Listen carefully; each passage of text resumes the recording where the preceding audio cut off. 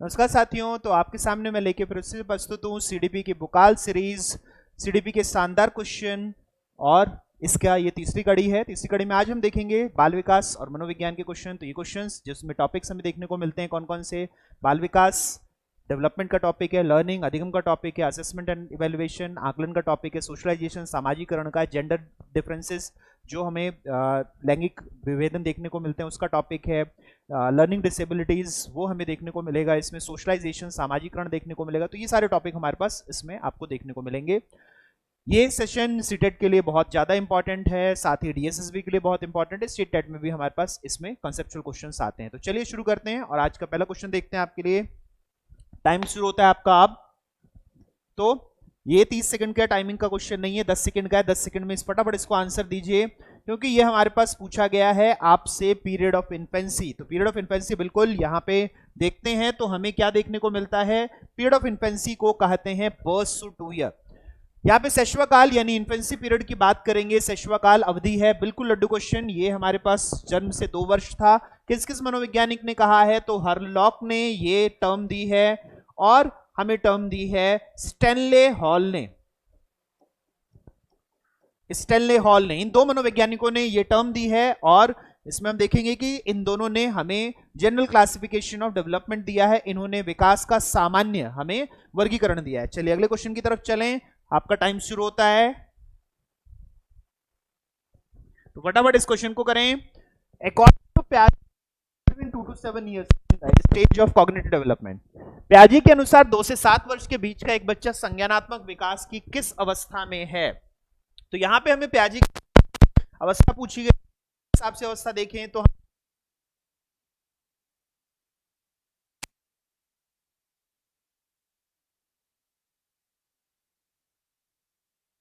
बिल्कुल हमें देखने को मिल चुका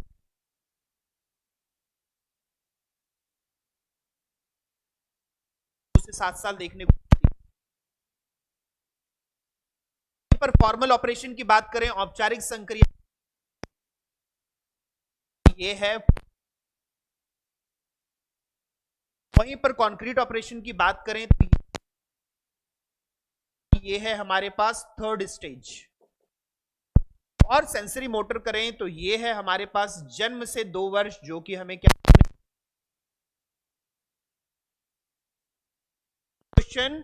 चलिए अगले क्वेश्चन की ओर चलें। तो आपका टाइम शुरू होता है अब।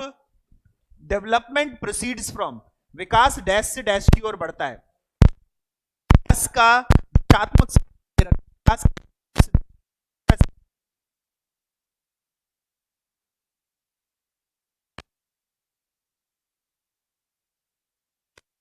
सेकंड का क्वेश्चन देखने को मिलता है। उत्तर होगा पहला, सामान्य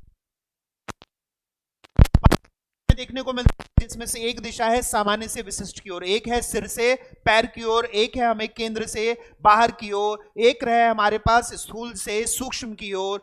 तो जो हमें देखने को मिलती हैं दिशाएं, उसमें सामान्य से विशिष्ट की ओर है। यहां पर दोनों कॉम्प्लेक्स हार्ट, जटिल कठिन दोनों की ओर, साधारण जाति, सिंपल है, सिंपल भी और इजी भी एक ही में लक्षण। उत्तर यहां पहला होगा। चलिए क्वेश्चन था, अगले क्वेश्चन की तरफ बढ़ते हैं। आपका समय शुरू।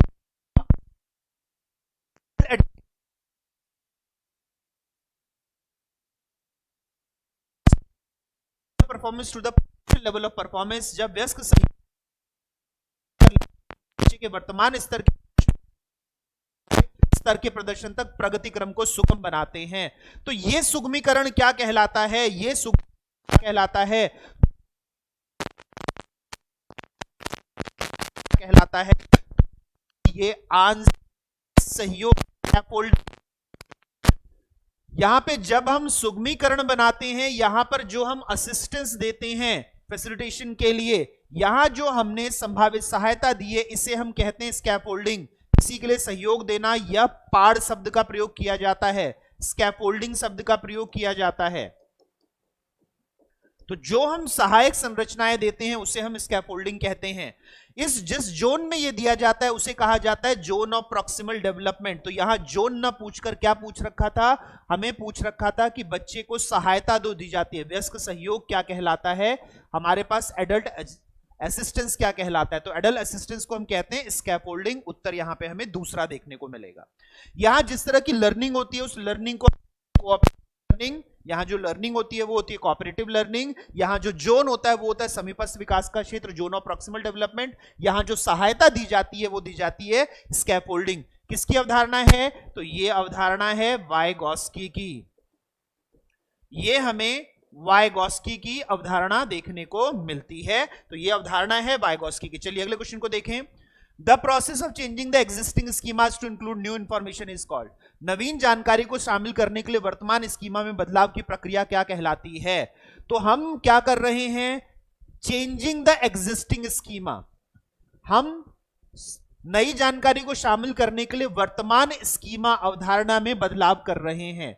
जब हम अवधारणा में बदलाव करते हैं, फटाफट आंसर दीजिए 13 से। जब हम वर्तमान अवधारणा में बदलाव करते हैं तो उसे क्या कहते हैं, ये अवधारणा, ये किसने दिया है कंसेप्ट, ये है प्याजे की construction of knowledge theory, schema theory जिसे हम कहते हैं। बिल्कुल, तो यहां पे आंसर हमें देखने को मिलता है एडेप्टेशन, एकोमोडेशन, समायोजन। जब हम बदलाव करते हैं तो हमें क्या देखने को मिलता है, जब बदलाव करेंगे, जब हम चेंज करते हैं स्कीमा तो हम इसे कहते हैं ऐसे एकोमोडेशन, समायोजन। जब हम नहीं करते हैं, बदलाव नहीं करते हैं तो इसे क्या कहते हैं, नो चेंज इन स्कीमा, तो इसको कहते हैं एसिमिलेशन। जब के हम परिस्थिति में कार्य कर पाते हैं तो इसे क्या कहेंगे, हम परिस्थिति में कार्य कर पाते हैं। हम क्या देखेंगे, हम देखेंगे कि यहां पर ऑपरेशंस इन सिचुएशन, तो हम इसे कहते हैं अनुकूलन, एडेप्टेशन। वहीं पर अगर हम एक आयामी स्वयं केंद्रित चिंतन करते हैं, one dimensional self centred thinking, तो इसे कहते हैं ईगोसेंट्रिज्म, जो कि हमारे पास सेकंड स्टेज का ऑपरेशन है। प्याजे के संज्ञानात्मक विकास की दूसरी अवस्था का हमें एक संक्रिया देखने को मिल रहा है। थ्योरी किसकी है, थ्योरी है प्याजे की। थ्योरी हमें देखने को मिलती है प्याजे की। तो ये हमें प्याजे का सिद्धांत है ज्ञान निर्माण का, जिसे हम स्कीमा सिद्धांत कहते हैं। उसके अनुसार हमें उत्तर देखने को मिलता है तीसरा। चलिए अगले प्रश्न की ओर चलें।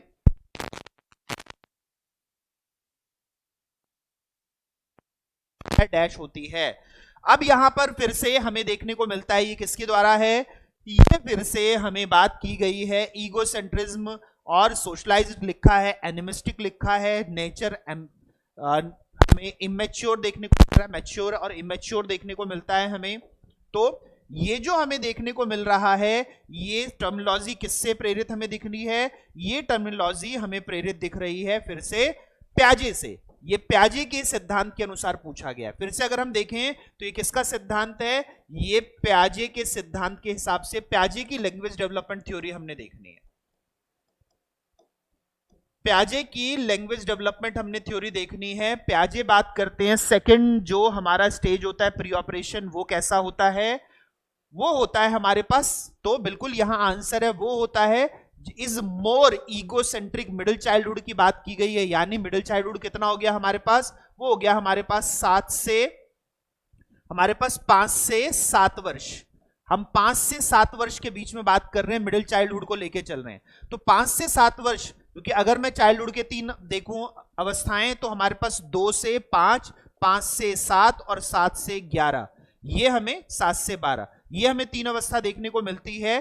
तो 2 से 5 हमें अर्ली चाइल्डहुड देखने को मिलेगा, पूर्व बाल्यावस्था देखने को मिलेगी। 5 से 7 हमें मिडिल चाइल्डहुड मिलेगा, मध्य बाल्यावस्था देखने को मिलेगी, और 7 से 12 हमें देखने को मिलेगी उत्तर, या 11 देखें प्याजे के हिसाब से तो ये हमें पोस्ट चाइल्डहुड देखने को मिलेगा। कि अगर हम प्याजे के हिसाब से देखें तो प्याजे यहां पर कितना 2 से 7 कौन सी बात करते हैं, वो सेकंड स्टेज की बात करते हैं, egocentric development of the cognition. वहां पर वो बात करते हैं हमारे पास अहम केंद्रित विकास, और इसीलिए टर्म कौन सी यूज करी है, ईगोसेंट्रिक यूज करी है।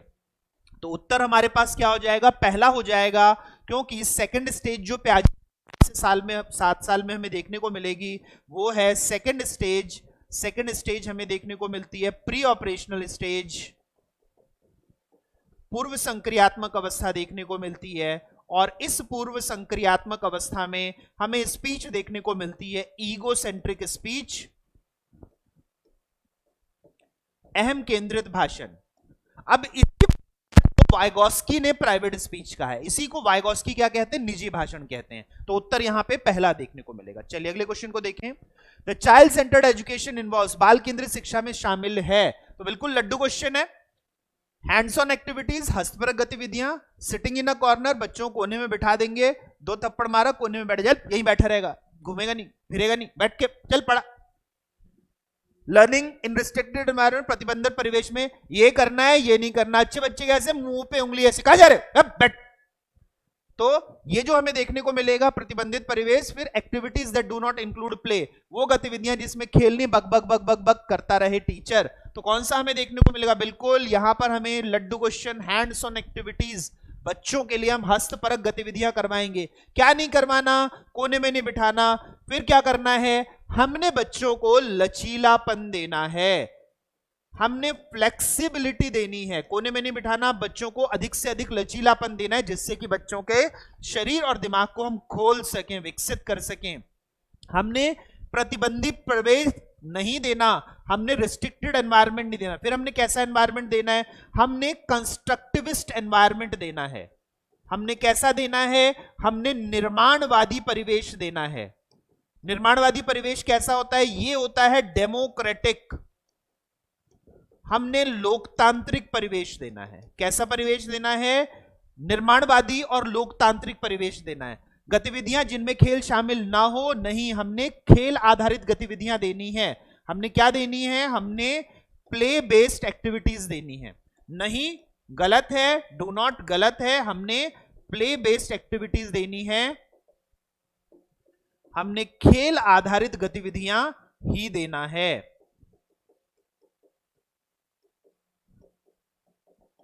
तो आंसर यहां पहला हो गया, हस्तपरक गतिविधियां। चलिए को देखते हैं, आपका टाइम शुरू होता है अब।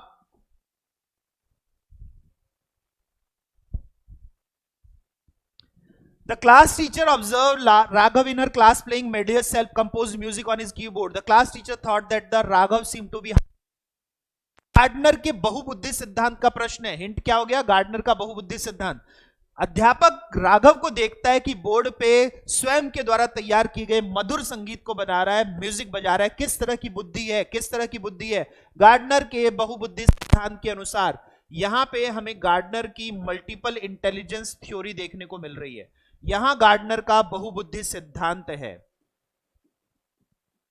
ये बहुबुद्धि सिद्धांत है। यानी यहां पर बहुओं की बुद्धि की बात नहीं हो रही कि सास और बहू वाली बहू की बुद्धि हो, यहां पर बहुत सारी बुद्धि की बात हो रही है। तो बहुत सारी बुद्धियों में कौन सी बुद्धि दिखेगी, बिल्कुल लड्डू क्वेश्चन, म्यूजिकल। क्योंकि म्यूजिक में हमें देखने को मिलता है बच्चा क्या है, रुचि दे रहा है, तो उसकी बुद्धि हो गई म्यूजिकल इंटेलिजेंस, संगीत में बुद्धि। स्पेशल स्थानिक इंटेलिजेंस किस कौन दिखाएगा, जो मूर्तिकार है, मैप जो पढ़ सकता है, जो अलग अलग तरीके से दिशा और हमें देखने को मिलेगा कंक्रीट चीजों के ऊपर काम कर सकता है। बॉडी काइनेस्थिक जो शारीरिक गतिबोधक हमें देखने को मिलता है, जो शरीर के काम है, यानी खिलाड़ी देखने को मिलेंगे, नृतक देखने को मिलेंगे, डांसर्स देखने को मिलेंगे, यहाँ पे मजदूर देखने को मिलेंगे जो हाथ से काम करने वाले हैं, और लिंग्विस्टिक भाषाई जो भाषा के लिए काम करते हैं, यानी कवि हमें देखने को मिलेगा, पोएट लेखक देखने को मिलेगा, राइटर देखने को मिलेगा, उद्घोषक अनाउंसर देखने को मिलेंगे, टीवी जर्नलिस्ट देखने को मिलेंगे। ये सारे हमारे पास क्या होंगे, लिंग्विस्टिक होंगे। उत्तर यहां तीसरा रहा। चलिए अगले क्वेश्चन को देखते हैं, आपका समय शुरू होता है अब। When a teacher considers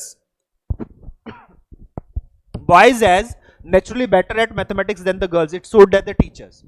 जब एक शिक्षक यह समझता है कि स्वाभाविक रूप से लड़के गणित में लड़कियों से अच्छे दर्शाता है कि लड्डू क्वेश्चन 10 सेकंड का क्वेश्चन है, बिल्कुल नहीं दूंगा, यहां पर जेंडर बायसनेस है, यहां पर पक्षपात कर रहा है टीचर, तो बिल्कुल लड्डू क्वेश्चन है, 10 सेकंड से ज्यादा का क्वेश्चन नहीं था ये। चलिए अगले क्वेश्चन की ओर बढ़ते हैं।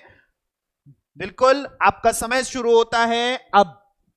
Inclusive education assume that we should change the dash to fit the dash. समावेशी शिक्षा मानती है कि हमें डैश को बदलकर डैश के अनुरूप बदलना है, तो हम डैश को डैश के अनुरूप बदलें। किसको किसके अनुरूप बदलें? बच्चे को व्यवस्था के अनुरूप बदलें, व्यवस्था को बच्चे के अनुरूप बदलें, परिवेश को परिवार के अनुरूप बदलें, या बच्चे को परिवेश के अनुरूप बदलें। तो फिर से लड्डू क्वेश्चन है, हमें सिस्टम बदलना है। किसके हिसाब से? बच्चे के हिसाब से। व्यवस्था को बच्चे के हिसाब से बदलेंगे, तो आंसर यहां दूसरा होगा। Inclusive education assumes that we should change the system to fit the child. समावेशी शिक्षा मानती है कि हमें व्यवस्था को बच्चे के अनुरूप बदलना है, तो आंसर यहां पर हमें दूसरा देखने को मिल गया, लड्डू क्वेश्चन। चलिए अगले क्वेश्चन की तरफ बढ़े, आपका समय शुरू होता है अब। बच्चों में ज्ञान की रचना करने और अर्थ का निर्माण करने की क्षमता होती है। Children have the potential to create knowledge and make meaning.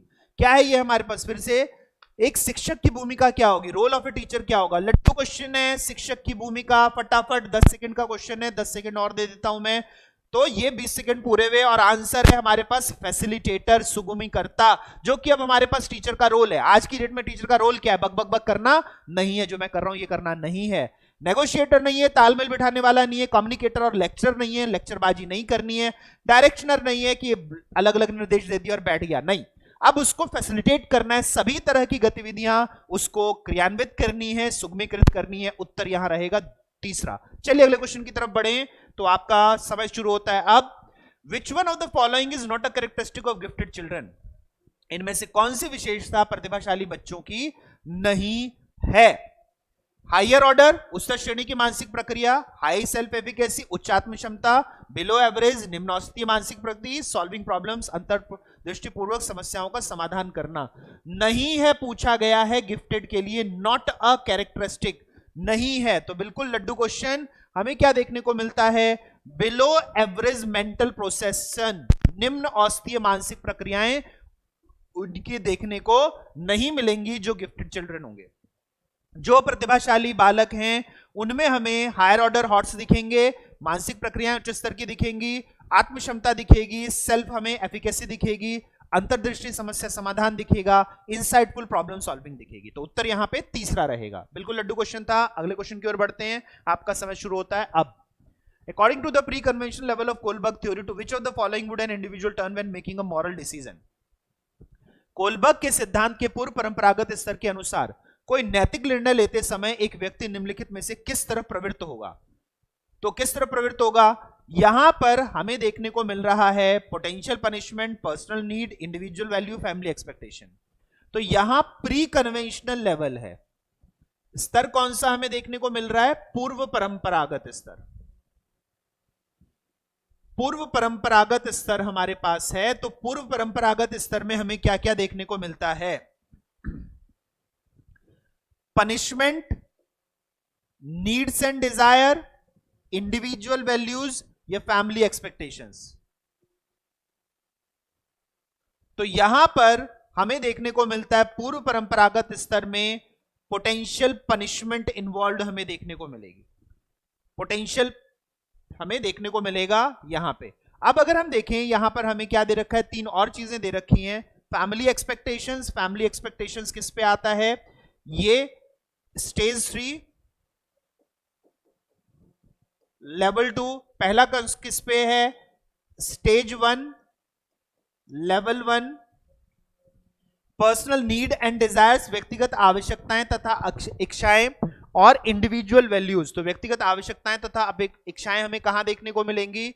यहां हमें द्वंद्व देखने को मिलेगा और इसके अनुसार हम काम कर रहे होंगे। तो यह हमें क्या देखने को मिलेगा? Stage 5, level 3।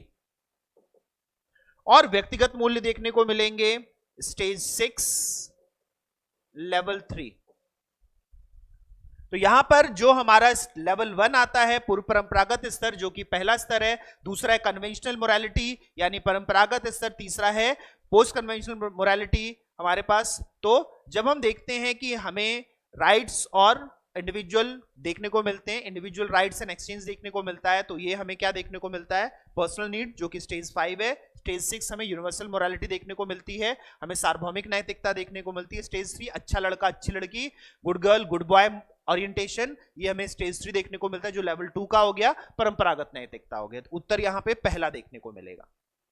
ठीक है, तो ध्यान रखिए व्यक्तिगत आवश्यकताएं और इच्छाएं किस में जाती हैं, ये हमारे पास हमें देखने को दो जगह देखने को मिलता है। कहां पे, स्टेज 2 में और स्टेज 4, स्टेज हमारे पास 5 में। स्टेज 2 में विथ एक्सचेंज देखने को मिलता है, आदान प्रदान के साथ व्यक्तिगत आवश्यकताएं देखने को मिलेंगी, तो इसे हम स्टेज 2 कहेंगे। वहां पे केवल हमें आवश्यकताएं और इच्छाएं देखने को मिलती है, जिसको हम कॉन्ट्रैक्ट में देखते हैं, तो सोशल कॉन्ट्रैक्ट देखने को हमें स्टेज 5 में देखने को मिलेगा। चलिए नेक्स्ट क्वेश्चन को देखें।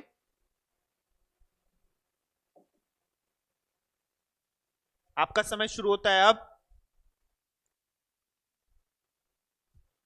Regarding learners individual differences the teacher should, अधिगमकर्ता की व्यक्तिगत भिन्नताओं के संदर्भ में शिक्षिका को चाहिए वैरायटी ऑफ लर्निंग सिचुएशन, विभिन्न प्रकार की अधिगम परिस्थितियां, डिडक्टिव मेथड पे सॉल्व करवाना, निगमनात्मक पद्धति, एलॉग्रिथम को यूज करना, कलन विधि को यूज करना, प्रोवाइडिंग फैक्ट्स, याद करने के लिए तथ्य उपलब्ध करवाना। तो बिल्कुल लड्डू क्वेश्चन है, हमें याद नहीं करवाना, तथ्य नहीं देने, एलॉग्रिथम नहीं लेना और डिडक्शन नहीं यूज करना।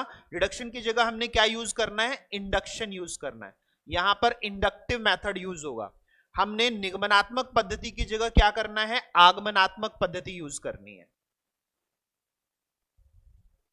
हमने मेमोराइजेशन की जगह, तथ्यों को याद करने की जगह क्या करना है, हमने कंस्ट्रक्शन ऑफ नॉलेज करना है, हमने ज्ञान का निर्माण करना है। हमने यहां पर क्या करना है, ज्ञान का निर्माण करना है। फिर हमने एलॉग्रिथम की जगह हमने क्या यूज करना है, कलन विधि की जगह हमने क्या यूज करना है, यहां पे हमें अल्टरनेटिव जो हम देखें कंसेप्ट्स यूज करने, यहां पर वैकल्पिक विधियां यूज करनी है। अल्टरनेटिव कंसेप्शन करना है हमारे पास वैकल्पिक अवधारणाएं करनी है। हर बच्चा अपने हिसाब से अपनी अवधारणा बनाएगा, इससे हम वैकल्पिक अवधारणाएं कहते हैं। उत्तर हमारे पास यहां क्या है, पहला हम बहुत सारे तरीके देंगे जिससे कि हर बच्चा अपनी तरफ से अपनी अवधारणा बना सके, जिसको जिस अवधारणा में सहूलियत होती हो, सुकून होता हो, आसानी लगती हो, वो बच्चा उस विधि को, उस तरीके को अपनाए। इससे हम कहते हैं लर्निंग स्टाइल्स, इसे हम कहते हैं अधिगम की शैली। अधिगम की शैली हम विविध करके देंगे और बहुत सारी से देंगे। उत्तर यहां पर हमें पहला देखने को मिलेगा। स्थिति कहलाती है समृद्धिकरण, एनरिचमेंट, इसे हम क्या कहते हैं, एनरिचमेंट ऑफ लर्निंग, इसे अधिगम का समृद्धिकरण कहते हैं। ये जो सिचुएशन कहलाती है, ये कहलाती है एनरिचमेंट, ये सिचुएशन कहलाती है समृद्धिकरण। चलिए अगले क्वेश्चन को देखें। Which one of the following is not the principle of child development? निम्नलिखित में से कौन सा बाल विकास का एक सिद्धांत नहीं है? नहीं पूछा है, नॉट पूछा है, फटाफट बताया आंसर, 20 सेकंड बचे हैं।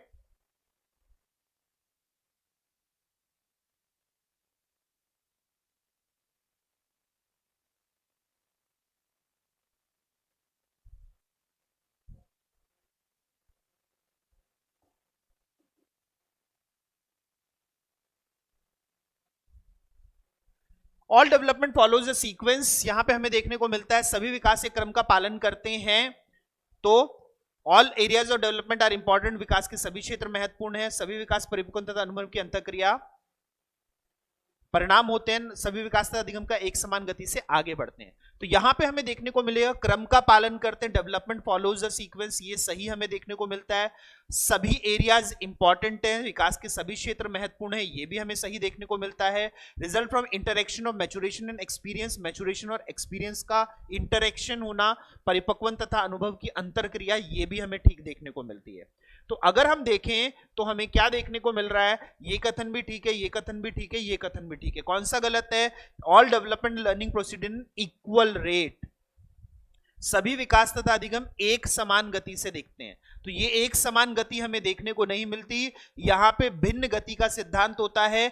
अलग अलग क्षेत्र अलग अलग गति से विकसित होते हैं, अलग अलग विकास काल में हमें अलग अलग गतियां देखने को मिलती हैं। गति कभी भी समान नहीं होती, बालकों की गति अलग होती है, विकास के क्षेत्र की गति अलग होती है, अलग अलग गति हमें देखने को मिलती है। तो ये हमें देखने को मिल रहा है, इसीलिए उत्तर क्योंकि हमसे नहीं पूछा गया है चौथा हो गया। उत्तर यहां पे हमें चौथा देखने को मिला। चलिए अगले क्वेश्चन को देखें, आपका समय शुरू होता है अब। Which of the following with the most effective way to conductive assessment, निम्नलिखित में से कौन सा सबसे अच्छा तरीका है असेसमेंट का? आकलन की समाप्ति पर आकलन में अंतर्निहित प्रक्रिया है। आकलन एक शिक्षक में 2 बारी करना, शिक्षक के द्वारा नहीं बल्कि बाहर एजेंसी के द्वारा करना। At the end of the session, inbuilt process twice in an academic session by an external agency, किसके द्वारा करेंगे हम?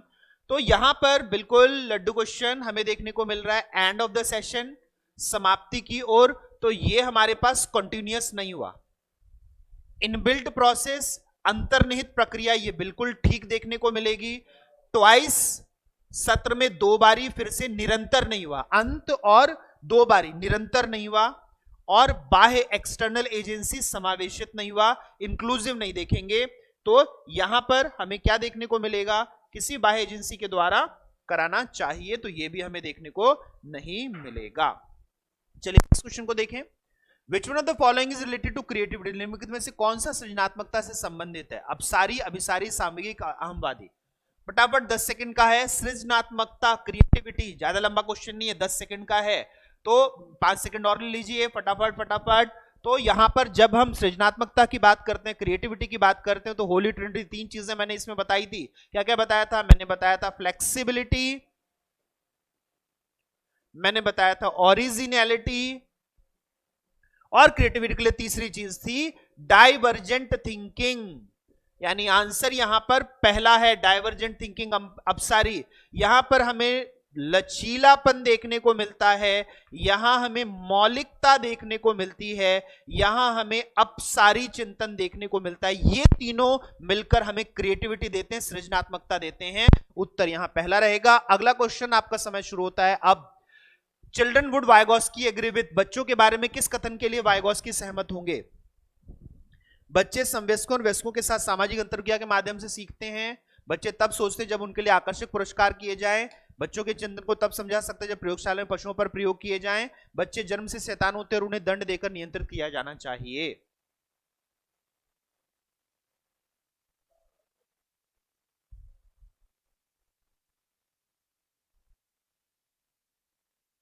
तो बिल्कुल यहां पे हमें क्या देखने को मिलेगा? यहां पे हमें देखने को मिलेगा वाइगोस्की किससे सहमत होंगे? वाइगोस्की सहमत होंगे समवयस्कों और वयस्कों के मध्य अंतरक्रिया से, जिसे उन्होंने क्या नाम दिया? जिसे उन्होंने नाम दिया स्कैफोल्डिंग का। वाइगोस्की ने इसे किसका नाम दिया? स्कैफोल्डिंग का, यानी पाड़ का। स्कैफोल्डिंग इसने पाड़ का नाम दिया। ये हमारे पास वाइगोस्की का सिद्धांत है। और जब हम देखें ल्यूकेरेटिव रिवॉर्ड्स, रिवॉर्ड्स और पनिशमेंट, किसके ऊपर बात करी? पुरस्कार और दंड के ऊपर किसने बात करी? ये बात करी ये बात करी किसने? ये बात करी स्किनर ने। रीइंफोर्समेंट सिद्धांत देखने को मिलता है। Child thinking can be laboratory experiment on animals, बच्चों के बारे में प्रयोगशाला में किया जा सकता है। ये किसने बात करी? ये बात करी थॉर्नडाइक ने। और फिर हमें देखने को born evil and need to be control through children, जन्म से शैतान होते हैं।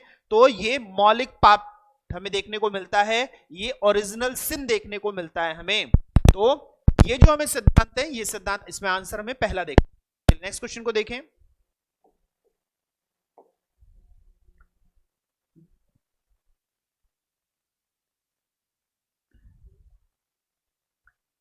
तो क्यूरियस बीइंग्स, बच्चे क्या होते हैं? Own logic and abilities to explore the world, adult like in their thinking, like empty vessels, passive being. क्या हमें देखने को मिलते हैं? तो लाइक एम्प्टी वेसल, खाली बर्तन, यानी कोरी स्लेट, किसने कहा? जॉन लॉक ने। जॉन लॉक ने कहा ये, तो ये तो हमें कथन गलत देखने को मिलता है। हिंट दे दिया, एक कथन गलत है आपका तीसरा। कोरी स्लेट नहीं होते बच्चे, they are not the blank slate. Tabula rasa, इस सिद्धांत को क्या कहा था हमने? ये जो सिद्धांत है, इस सिद्धांत को क्या कहते हैं? इस सिद्धांत को कहा जाता है टेबुला रासा।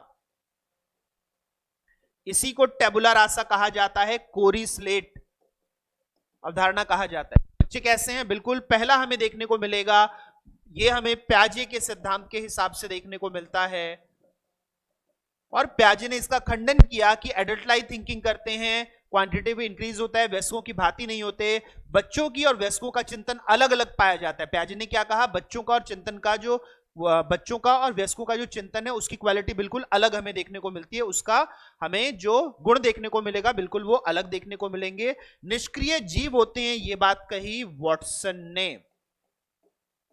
और इसीलिए उन्होंने कहा कि मुझे एक बालक दीजिए, मैं उसे डॉक्टर, इंजीनियर, कुछ भी, यहां तक कि चोर भी बना सकता हूं।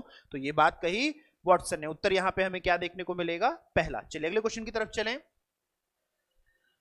Which of the following statement about children errors correct? बच्चों की त्रुटियों के बारे में निम्नलिखित में से कौन सा कथन सत्य है? कौन से कथन को हम यहां सत्य देख रहे हैं? Children commit errors because they are careless. बच्चे असावधानी के कारण त्रुटियां करते हैं। Children errors are part of the learning process. बच्चों की त्रुटियां उनके सीखने की प्रक्रिया का अंग हैं। बच्चे तब त्रुटियां करते हैं जब शिक्षक सौम्य होते हैं और उन्हें त्रुटियां करने पर दंड न देता हो। बच्चों की त्रुटियां शिक्षक के लिए महत्वहीन है और उन्हें चाहिए कि उन्हें काट दें, उन पर अधिक ध्यान ना दें। तो बिल्कुल समय समाप्त होता है। चौथा ऑप्शन तो हमारे पास सरासर गलत है कि हम बच्चों की त्रुटियों पर ध्यान ना दें, क्योंकि बच्चों की त्रुटियों पर ध्यान नहीं देंगे तो बच्चों का विकास कैसे करेंगे। तो हमें त्रुटियों पर ध्यान भी देना है, उनका निदान भी करना है, डायग्नोसिस भी करनी है और उपचार भी करना है, रेमेडी भी देनी है। अगर हो सके फीडबैक देना तो हम प्रतिपुष्टि भी देंगे। तो चौथा ऑप्शन तो ठीक ठीक हमें गलत देखने को मिलता है। फिर हमें बच्चे इसलिए त्रुटियां करते हैं कि टीचर उनको पनिशमेंट नहीं दे रहा। पनिशमेंट तो हमें देनी ही नहीं है, हमें तो ये तो एक अपराध है कि अब शिक्षक पनिशमेंट दे रहा है, तो इसीलिए तीसरा भी हमें गलत देखने को मिलता है। अब दो अगर हम देखें तो क्या हम एरर को केयरलेसनेस में सावधानी माने? नहीं, ये हमारे पास part of the learning process होता है, सीखने की प्रक्रिया का अंग है। बच्चे त्रुटियां करेंगे, हमें उन त्रुटियों का निदान करना पड़ेगा, उनका उपचार करना पड़ेगा। Children will commit error because they have the process of making errors, और फिर we have to diagnose the various kind of errors and then we have to do the remedy। ये हमारा प्रोसेस है लर्निंग का और इसे हमें निभाना होगा। उत्तर यहां दूसरा देखने को मिलेगा, बिल्कुल लड्डू क्वेश्चन। चलिए अगले क्वेश्चन की तरफ चलें। अध्यापक को यह सुनिश्चित करना चाहिए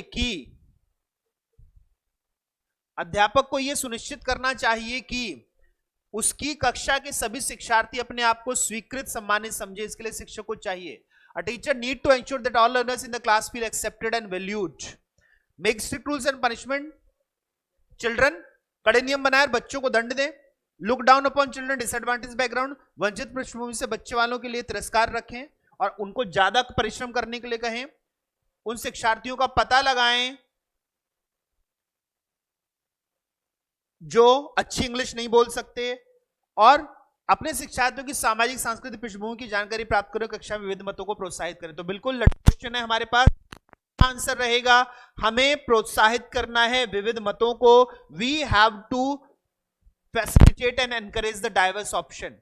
बाकी तीनों में हमें त्रुटियां देखने को मिलती है। हम दंड नहीं दे सकते, हमें पनिशमेंट नहीं देनी है, हमें डिसएडवांटेज को वर्क हार्ड करने के लिए नहीं कहना, लुक डाउन नहीं करना है, वंचित पृष्ठभूमि का तिरस्कार नहीं करना है, और हमें जो रोल मॉडल है उनको कहना कि जो इंग्लिश बोल रहे हैं वो रोल मॉडल है। ये गलत है, अंग्रेजी बोलने वाले रोल मॉडल नहीं है।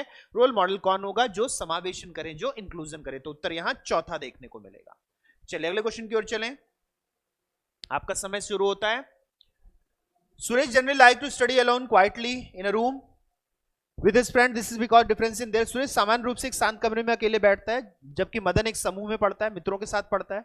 इस विभिन्नता को क्या कहेंगे? तो बिल्कुल 10 सेकंड का क्वेश्चन है, 5 सेकंड और ले लीजिए, 10 सेकंड और ले लीजिए, तो समय आपका समाप्त हुआ 20 सेकंड का। इसे हम कहते हैं लर्निंग स्टाइल्स, इन्हें हम क्या कहते हैं? अधिगम की शैलियां। हर बच्चे की अपनी अपनी अधिगम की शैली होता है, वो अपने अधिगम की शैली के अनुसार पढ़ रहा होता है। तो उत्तर यहां हमें देखने को मिलता है तीसरा, बिल्कुल लड्डू क्वेश्चन। आपका अगले क्वेश्चन के लिए समय शुरू होता है अब। India has a lot of linguistic diversity. In this context, what is the most appropriate statement about multilingual classrooms at primary level, especially class 1 and 2? Bharat में भाषिक विभिन्नता बहुत है। इस संदर्भ में विशेषकर कक्षा 1 और 2 के प्राथमिक स्तर पर बहुभाषिक कक्षाओं के बारे में सर्वथा उपयुक्त कथन है। Student should be penalised for using their mother tongue और लोकल लैंग्वेज। शिक्षार्थियों को अपनी मातृभाषा या स्थानीय भाषा पर प्रयोग करने पर दंडित किया जाए। The school should admit only those students whose mother tongue is the same as the language of instruction. विद्यालय में उन्हीं बच्चों को प्रवेश दिया जाए जिनकी मातृभाषा वही हो जो शिक्षा के लिए अपनाई जा रही है. The teacher should respect all languages and encourage children. शिक्षक को सभी भाषाओं का सम्मान करना चाहिए और सभी भाषाओं को प्रोत्साहित करना चाहिए. Teacher should ignore children who use their mother tongue. जो बच्चे मातृभाषा का प्रयोग करें उसको इग्नोर करना. तो चौथा ऑप्शन हमें साफ साफ गलत देखने को मिलता है कि हम इग्नोर करेंगे जो बच्चे मातृभाषा यूज कर रहे हैं. एनसीएफ 2023 तो ये कहता है कि हमें प्राथमिक शिक्षा मातृभाषा में ही देनी है. तो यहां पर तीसरा ऑप्शन सही है, सभी भाषाओं का सम्मान. और इसे हमने कहा बहुभाषिकता. इसी कंसेप्ट को हमने क्या कहा? इसी कंसेप्ट को कहा बहुभाषिकता. अवधारणा जो है ये कौन सी है? ये अवधारणा है बहुभाषिकता, मल्टीलिंग्वलिज्म. मल्टीलिंग्वलिज्म इसको कहा हमने. ये हमें देना है.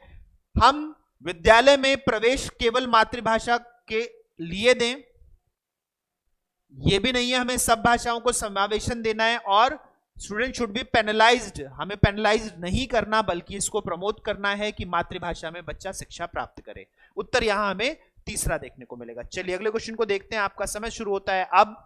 नेचर नर्चर कंसेप्ट हमें क्या देखने को मिलता है? तो नेचर नर्चर कंट्रोवर्सी, प्रकृति पोषण विवाद में प्रकृति से क्या अभिप्राय है? नेचर का मतलब हमें क्या देखने को मिलेगा? What is nature? प्रकृति क्या है? लड्डू क्वेश्चन है, फिर से लड्डू क्वेश्चन है, 10 सेकंड से ज्यादा का क्वेश्चन नहीं था. तो नेचर है हमारे पास क्या?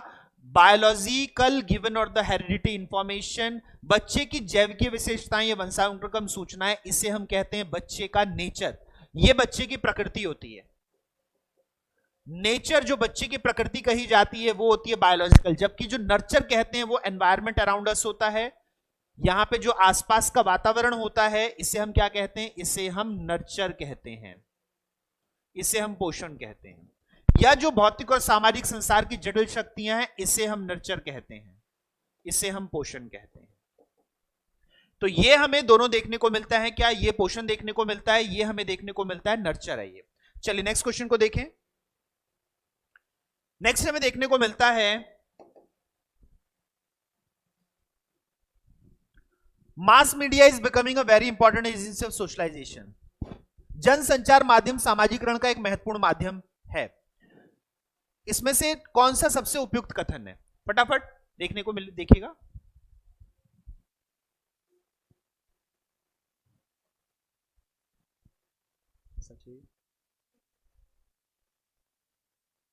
तो यहां पे हमें देखने को मिलता है पहला, media is very good to advertise. संसार एक अच्छा विज्ञापन दे रहा है. Socialisation done by parents only. तो यहां ओनली हमें गलत देखने को मिलता है. केवल माता पिता के द्वारा किया जाता है. माता पिता और परिवार क्या है? ये प्राथमिक है, ये प्राइमरी सोशलाइजेशन एजेंट है. लेकिन केवल इनसे किया जाएगा ये गलत हो गया. केवल नहीं किया जाता, ये भी करते हैं. ये प्राथमिक है, प्रमुख है हमारे पास. सो यहां पर हमें देखने को मिलता है तीसरा, जैसे जैसे मास मीडिया बढ़ता जा रहा है, जैसे जैसे जनसंचार माध्यम बढ़ रहे हैं, वैसे वैसे ये मूल्यों, विश्वासों और अभिवृत्तियों को प्रभावित कर रहे हैं. They are influencing attitude and beliefs. ये इन तीनों को हमें प्रोत्साहित करते हैं. इसीलिए उत्तर हमें देखने को क्या मिलता है? उत्तर हमें तीसरा देखने को मिलेगा. चलिए नेक्स्ट क्वेश्चन को देखें. आपका समय शुरू होता है अब. How children learn, which of the following is not true.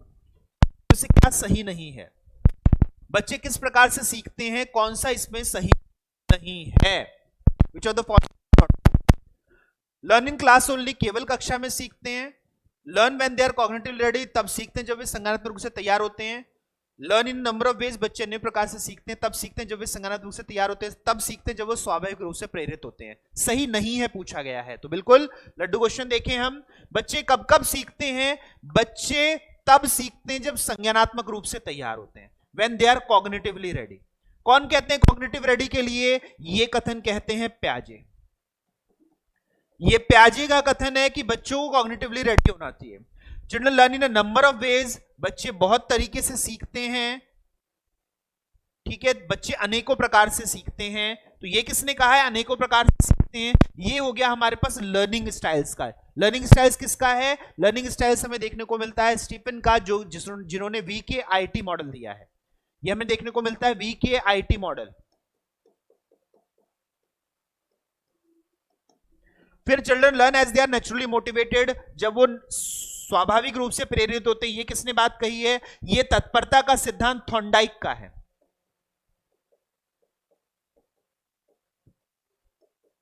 ये थॉर्नडाइक का हमारे पास प्रिंसिपल ऑफ रेडीनेस देखने को मिलता है। तो ये तीनों कथन हमें सही देखने को मिलते हैं। पहला कथन केवल कक्षा में सीखते हैं, ओनली, ये गलत है, क्योंकि हमसे यहां पे नहीं पूछा गया है, तो आंसर हमें पहला देखने को मिलेगा। सही नहीं कौन सा है? पहला कथन, उत्तर यहां पहला है।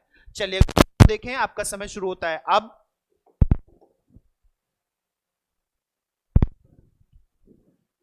Which of the following strategies should a primary school teacher adopt to motivate her students? प्राथमिक विद्यालय शिक्षक को अपने शिक्षार्थियों को अभिप्रेरित करने के लिए निम्नलिखित में से किस रणनीति को अपनाना चाहिए?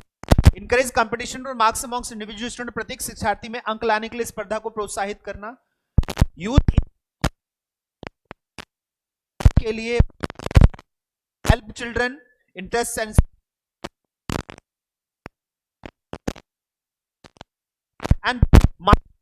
रिजिड पैरामीटर्स रखना। तो बिल्कुल हमें देखने को मिलता है रिजिड पैरामीटर्स नहीं रखने, मानक लक्ष्य नहीं रखने। हमें क्या नहीं करना है? हमें कंपटीशन को इंकरेज नहीं करना है, प्रतिस्पर्धा को प्रोत्साहित नहीं करना है, और हमने इंसेंटिव रिवॉर्ड पनिशमेंट नहीं देना है, प्रोत्साहन पुरस्कार और दंड नहीं देना। क्या करना है? बच्चों को इंटरेस्ट करना और सपोर्ट करना है। और इसे हमने क्या कहा? इसे हमने कहा फैसिलिटेशन। इसी को हमने कहा सुगमीकरण या सुविधादाता। इसी को कहा हमने सुगमीकरण या सुविधा देना। उत्तर यहां तीसरा रहेगा। चलिए अगले क्वेश्चन को देते हैं, आपका समय शुरू होता है अब। Laddoo question, primary agent of socialisation, 5 second का आंसर है। कौन सा सामाजिकरण का एक प्रमुख कारक है? तो बिल्कुल सभी साथियों ने बिल्कुल सही उत्तर दे दिया होगा। फैमिली हमारे पास देखने को मिलते हैं। ये हमारे पास सेकेंडरी हैं, ये तीनों हमारे पास गौण या द्वितीयक हैं। ये तीनों हमारे पास गौण या द्वितीयक हैं। तो इसे हम देखते हैं। चलिए नेक्स्ट क्वेश्चन को देखें, आपका समय शुरू होता है अब।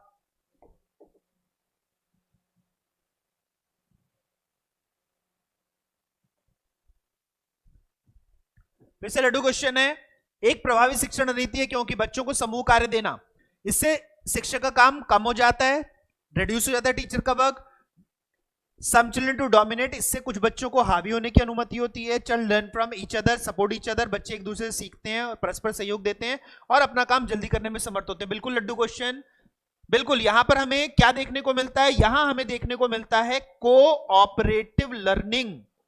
जब बच्चों को हम समूह में काम देते हैं तो ही हमें देखने को मिलेगा सहयोगी अधिगम, यानी बच्चे एक दूसरे का सहयोग करते हुए सीखते हैं और यह प्रक्रिया हमें बच्चों को आनंद देती है। चलिए नेक्स्ट क्वेश्चन को देखें, आपका समय शुरू होता है अब। फिर से लड्डू क्वेश्चन है, भाषा पढ़ने समझने में कठिनाई प्रदर्शित करता है, किस तरह की अधिगम निर्योग्यता है? Difficulty in reading and comprehending language. Laddoo question, 10 second. बिल्कुल आंसर आपका कौन सा रहा हमारे पास?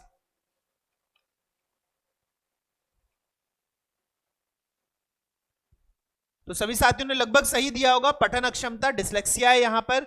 वहीं पर अगर हम देखें लेखन अक्षमता, डिस्ग्राफिया क्या होती है? जब लिखने की समस्या होगी, गणित की समस्या हो तो गणितीय, और डिस्प्रेक्सिया हमें यहां पर किसकी देखने को मिलती है? गामक समस्या। ये है गामक समस्या।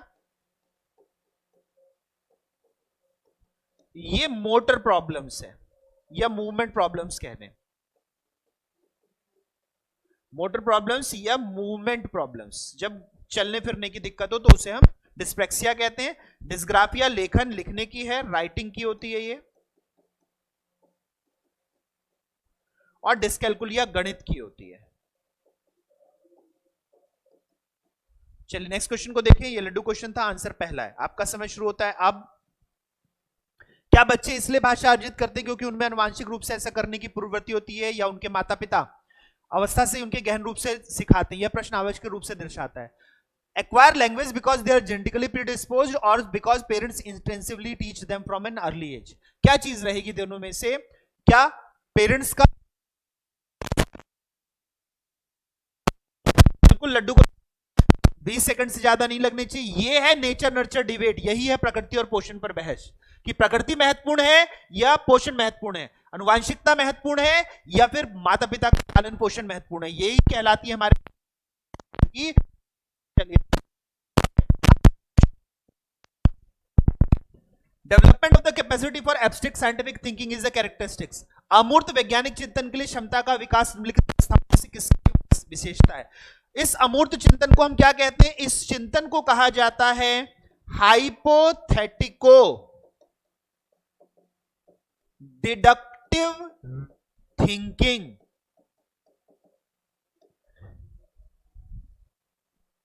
रीजनिंग, इस चिंतन को क्या कहा जाता है? इसे कहा जाता है परिकल्पनातीत निगमनात्मक तर्कना। और कौन सी स्टेज में होती है? ये होती है फोर्थ स्टेज में, चौथी अवस्था में, जिसे हम कहते हैं फॉर्मल ऑपरेशनल स्टेज, औपचारिक संक्रियात्मक अवस्था। बिल्कुल लड्डू क्वेश्चन। चलिए अगले प्रश्न की ओर चलें, आपका समय शुरू होता है अब।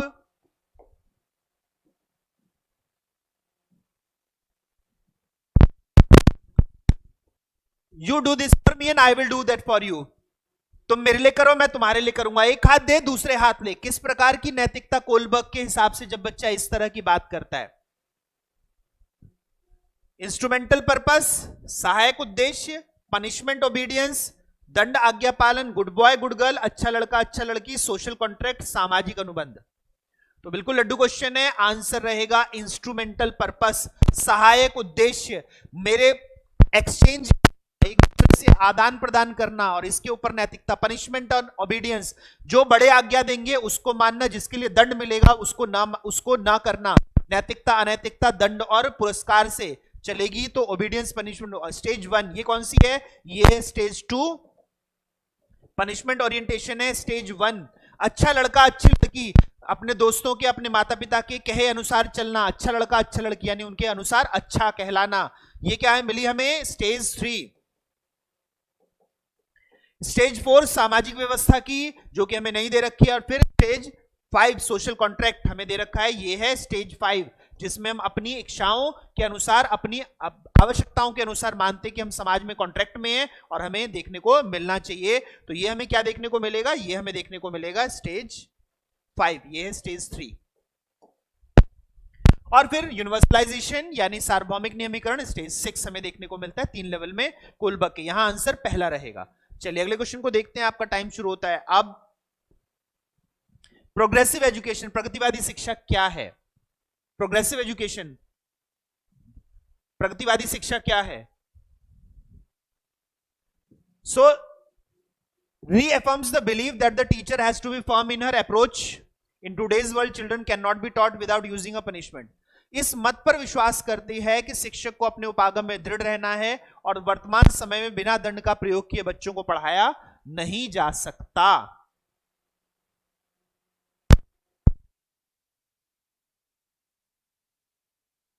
लड्डू क्वेश्चन, यहां हम देखेंगे कि ये प्रॉब्लम सॉल्विंग और क्रिटिकल थिंकिंग पर जोर देती है। किसके ऊपर जोर देती है?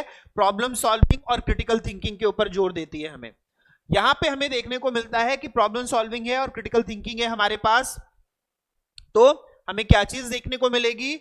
यहां पे हमें क्या नहीं करना, यहां दंड के बिना हम पढ़ा नहीं सकते, ये बात गलत है। अब हमें दंड को अपराध बता दिया गया है, यहां पर दंड को क्या बता दिया गया है? अपराध दिया गया है। फिर हमारे पास कंडीशनिंग और रीइंफोर्समेंट यानी दंड और पुनर्बलन, इन दोनों को हमने यूज करना बंद कर दिया है। और केवल अब टेक्स्ट बुक नहीं, हम टेक्स्ट बुक से बाहर आने की बात करते हैं कि the learning should be out of the text book. तो यहां पे हमें आंसर देखने को मिलेगा दूसरा। चलिए अगले क्वेश्चन की ओर चलें, आपका समय शुरू होता है अब।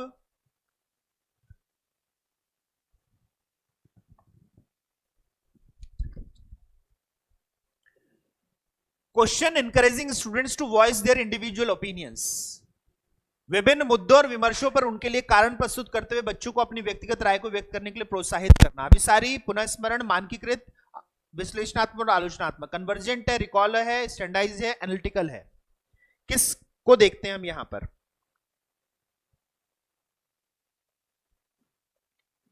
क्या चीज हमें देखने को मिलती है? तो बिल्कुल लड्डू क्वेश्चन है। जब हम यहां पर रीजंस देने की बात कर रहे हैं, जब हम यहां रीजंस देने की बात कर रहे हैं, यहां पर हम कारण प्रस्तुत करने के लिए कह रहे हैं, तो हम कह रहे हैं एनालिसिस करो, विश्लेषण करो और क्रिटिकल थिंकिंग करो, आलोचनात्मक चिंतन करो। यहां पर जब विमर्श और मुद्दों पर कारण जानने के लिए कहा जाता है फिर प्रोत्साहित, तो यहां कन्वर्जेंट नहीं है, डाइवर्जेंट है। यहां अभिसारी नहीं होगा, यहां अपसारी होगा। यहां रिकॉल नहीं है, पुनः स्मरण नहीं है, और यहां स्टैंडर्डाइज्ड असेसमेंट नहीं है, यहां मानकीकृत नहीं है। यहां पर हम क्रिटिकल थिंकिंग को असेस कर रहे हैं। तो उत्तर यहां चौथा देखने को मिलेगा। चलिए अगले क्वेश्चन की ओर बढ़ें। आपका समय शुरू होता है अब।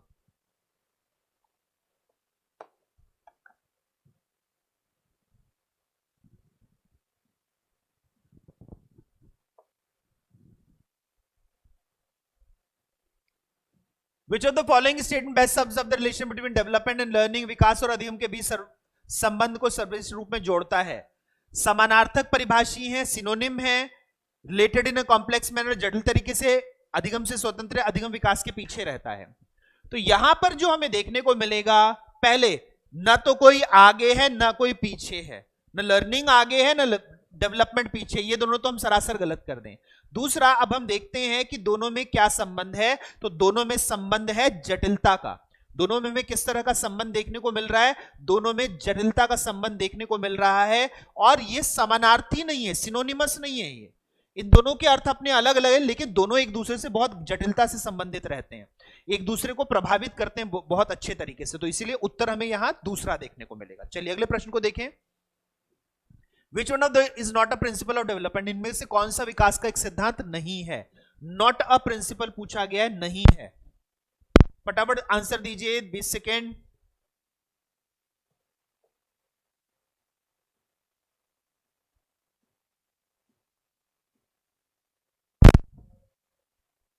तो बिल्कुल हमें यहां देखने को मिल रहा है डेवलपमेंट इज लाइफ लॉन्ग, विकास जीवन पर्यंत है। डेवलपमेंट इज इन्फ्लुएंस, विकास दोनों से प्रभावित, और विकास संशोधन योग्य है। Development is modifiable, development is government and depend by culture alone.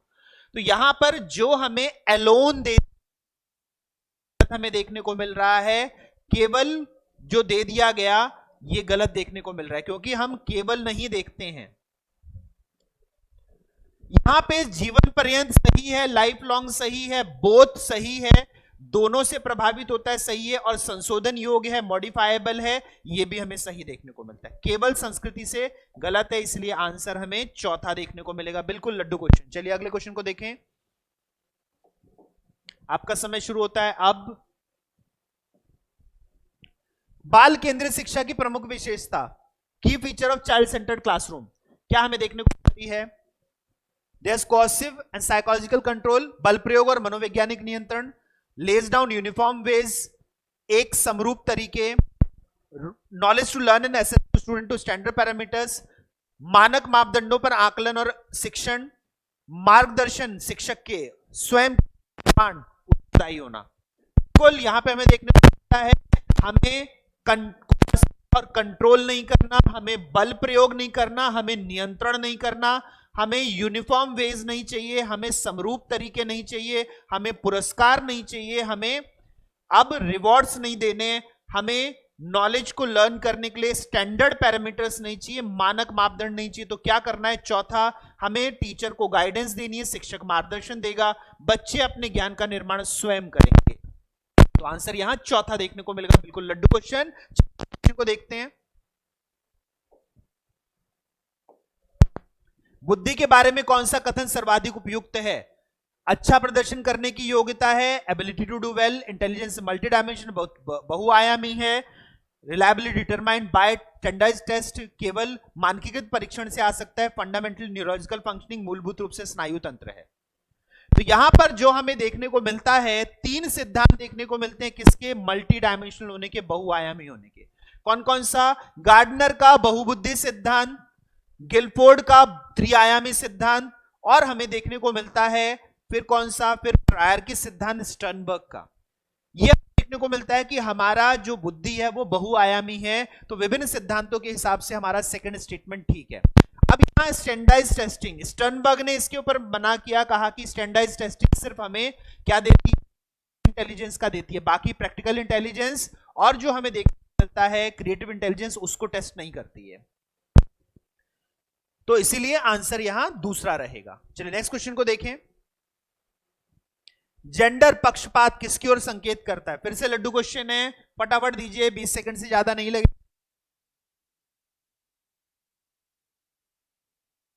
ये क्या है? ये हमारे पास टर्म है सेक्स की, ये हमारे पास जैविक लैंगिकता की है, ये जैविक लिंग है।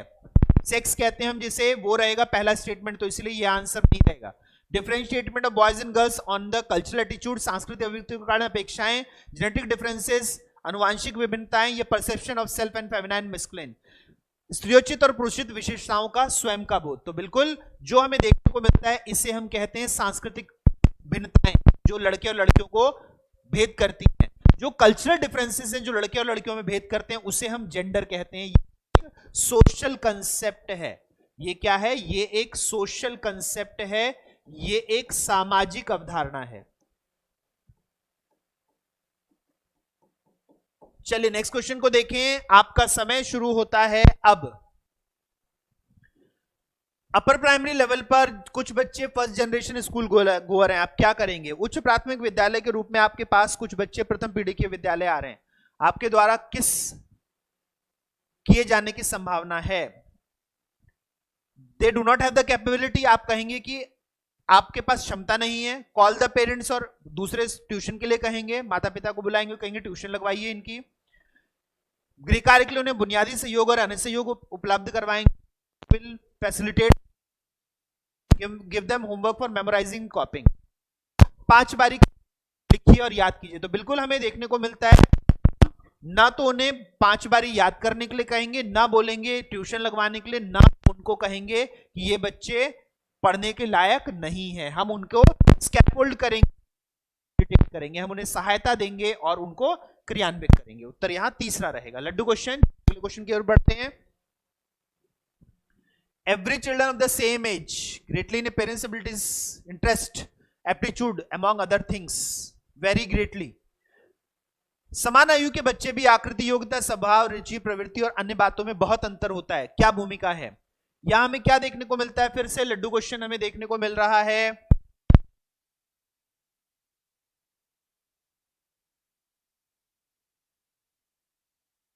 के अनुसार अवसर मिलना, नॉर्मेटिव स्टैंडर्ड, मानक स्थापित करना, या फिर मानकीकृत निर्देश। तो बिल्कुल लड्डू क्वेश्चन, मानकीकृत निर्देश स्टैंडर्डाइज्ड इंस्ट्रक्शन नहीं देने हैं, नॉर्मेटिव स्टैंडर्ड्स मानक स्थापित करना नहीं है। प्रत्येक बच्चों को अपनी क्षमताओं के हिसाब से हम डेवलप होने देंगे एज पर हर पोटेंशियल, और ensure that develop in the same manner. अब हम सेम मैनर में नहीं डेवलप होने देते, एक प्रकार से नहीं होता। क्या करते हैं? अब हम डिफरेंशिएशन करते हैं। हम क्या करते हैं? विभेदीकृत विकास करते हैं। सब बच्चे अलग अलग तरीके से विकसित होते हैं, इसे हम विभेदीकृत विकास कहते हैं। उत्तर यहां दूसरा देखने को मिलेगा। नेक्स्ट क्वेश्चन को देखें। A teacher is most important role in inclusive classroom, एक समावेशी कक्षा में किसी शिक्षक की सबसे महत्वपूर्ण भूमिका है। To ensure that every child gets an opportunity,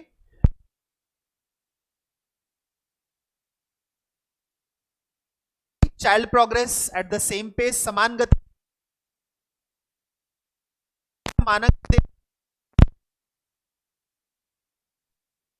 future occupation से भावी विश्वास तय करें। तो फिर देखने को मिलता है कि यहां पे हमारे पास क्या देखने को मिलेगा?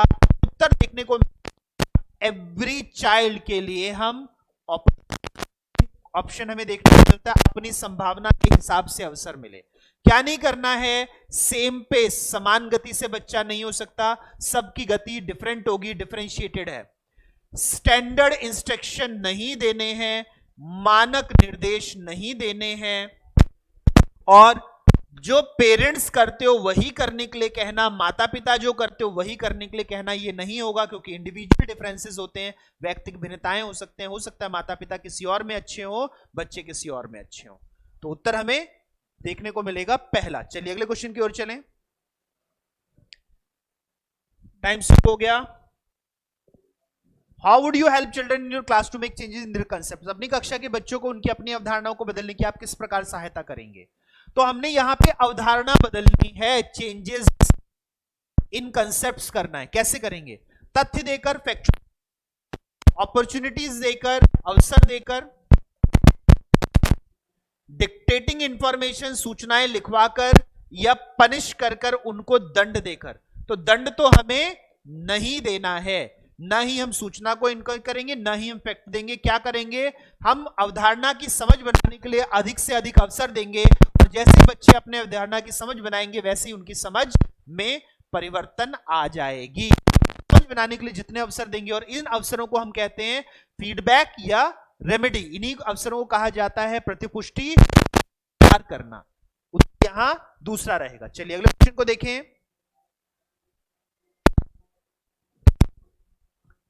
A certificate is given to children when they read a specific number of book. Long run this strategy might not work since जब बच्चों को एक विशेष संख्या में पुस्तकें पढ़ते हैं तो उन्हें एक प्रमाण पत्र दिया जाता है। यह रणनीति शायद अधिक समय पर काम न करे। क्यों ये रणनीति काम नहीं करे? सर्टिफिकेट दे रहे हैं, बिल्कुल यहां पर कुछ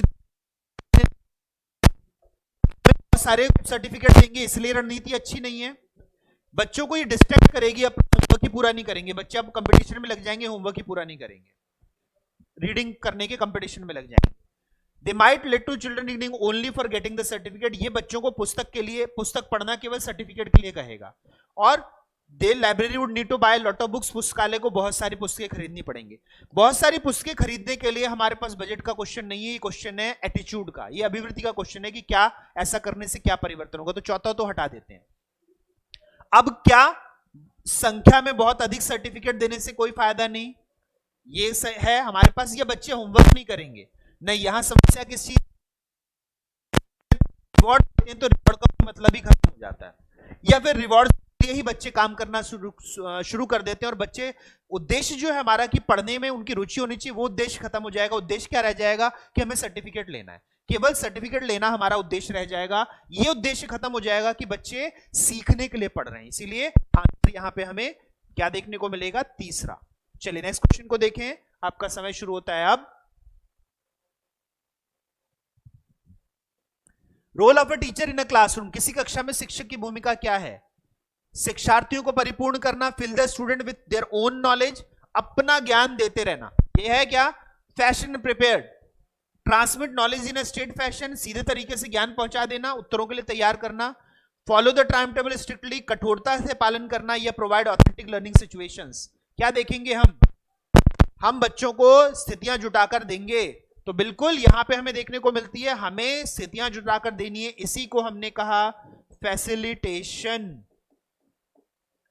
इसी को हमने कहा सुगमीकरण या सुविधा प्रदान करना। हम बच्चों को स्वतंत्र रूप से ज्ञान निर्माण की सुविधा देंगे और बच्चा अपने आप करेगा। क्या नहीं करना? हमने अपना ज्ञान नहीं देना, उन्हें अपने ज्ञान से परिपूर्ण नहीं करना, नॉलेज का ट्रांसमिशन नहीं करना, सीधे तरीके से ज्ञान नहीं देना, और स्ट्रिक्टनेस नहीं करनी, हमने कठोरता नहीं करनी। हमने क्या करना है? हमने लचीलापन लाना है अधिगम में, हमने फ्लेक्सिबिलिटी लेके आनी है, हमने कठोरता नहीं करनी है। तो उत्तर यहां चौथा मिलेगा। चलिए क्वेश्चन को देखें, आपका समय शुरू होता है अब। कौन सा कथन बच्चों की त्रुटियों के संबंध में सबसे उपयुक्त है?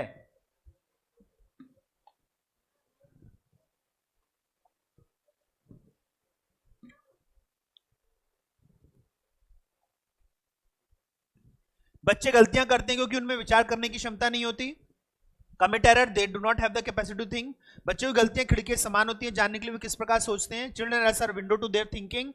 या अनुकरण कर रहे हैं, इमिटेट टीचर। या बच्चों की गलतियों को गंभीरता से लिया ही नहीं जाना चाहिए और कठोर दंड दिए जाने। दंड नहीं देना और उनकी त्रुटियों को गंभीरता से लेना है। We have to take the seriously the children error because they are the window to their thinking. ये उनके चिंतन के लिए खिड़की का काम करते हैं और हम निदान और उपचार बहुत अच्छे से कर पाते हैं।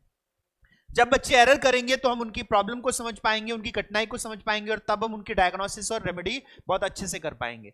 हमें इमिटेट करने के लिए प्रमोट नहीं करना, अनुकरण के लिए प्रमोट नहीं करना, और हमने ये नहीं मानना कि उनके पास कैपेसिटी नहीं है, उनके पास क्षमता नहीं है, ये नहीं मानना। हमने क्या करना है? उनकी गलतियों से उनकी चिंता को पहचानना है, उनके लिए प्रतिपुष्टि देनी है, उनका निदान करना है, उनका उपचार करना है। उत्तर यहां दूसरा रहेगा। चलिए क्वेश्चन की ओर चलें। आकलन शिक्षण अधिगम प्रक्रिया का अभिन्न अंग है क्योंकि assessment is the integral part of teaching learning process. क्यों?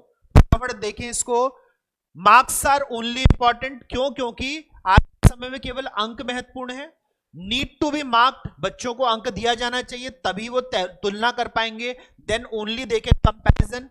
Help the teacher to understand children learning, serves as feedback for our own teaching. आकलन से अध्यापक बच्चों के अधिगम को समझता है और अपने शिक्षण की भी प्रतिपुष्टि करता है। Assessment is only way to ensure that teacher taught and have learned. आकलन ही एकमात्र तरीका है जो आश्वस्त करता है कि शिक्षकों ने पढ़ाया और बच्चों ने सीखा। तो यहां हमें पहला और दूसरा तो साफ साफ गलत दिखते हैं। अब तीसरे चौथे में से हम किसे चुनेंगे? नहीं, यहां पर हमारे पास जो चौथा ऑप्शन है वो नहीं है। हमें असेसमेंट इसलिए करना है ताकि हम अपने शिक्षण की प्रतिपुष्टि कर सकें और साथ ही साथ जान सकें कि बच्चों का अधिगम हुआ कि नहीं हुआ। यह हमारे लिए बच्चों के अधिगम को समझने में और अपने शिक्षण को समझने में मदद करता है। उत्तर यहां तीसरा सर्वश्रेष्ठ है। चौथे की भी हम बात करते हैं लेकिन चौथा उतना अच्छा उत्तर नहीं है, तीसरा सर्वश्रेष्ठ उत्तर है। यहां पे आंसर थर्ड होगा। चलिए अगले क्वेश्चन को देखते हैं। आपका समय शुरू होता है अब। लंबा क्वेश्चन है, आराम से पढ़िए। 30 सेकंड आपको क्वेश्चन पढ़ने में लग जाएंगे, 10 सेकंड और ले लीजिएगा।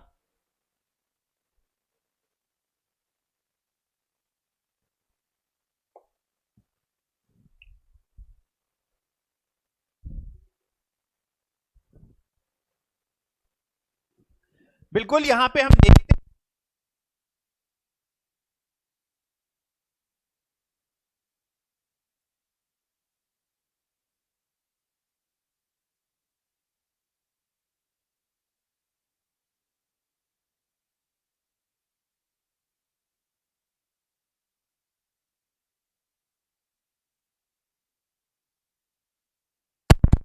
हम पाठ्यपुस्तकों पर ध्यान केंद्रित करें।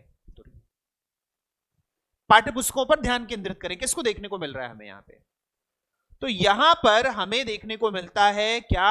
यहां पर हमें देखने को मिलता है कि यहां आंसर है अपनी समझ और करने के लिए अवसर देना।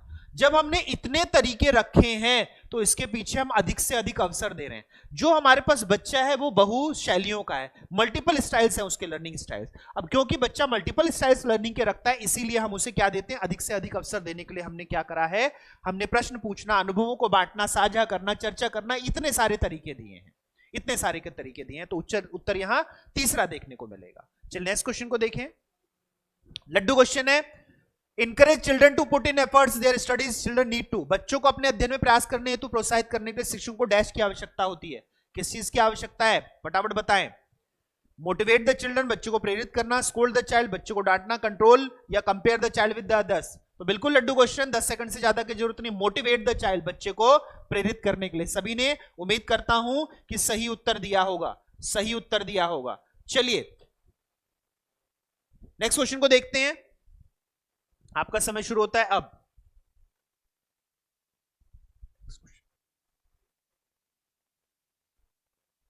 ये बोलता हूं, नेक्स्ट क्वेश्चन का। चलिए यहां पर देखने को मिलता है, भावनाओं, अधिगम और अभिप्रेरणा के संदर्भ में किस कथन से आप असहमत हैं? यहां पे आप सहमत हैं पूछा है, मोस्ट अप्रोप्रिएट पूछा है। आप सहमत हैं पूछा है।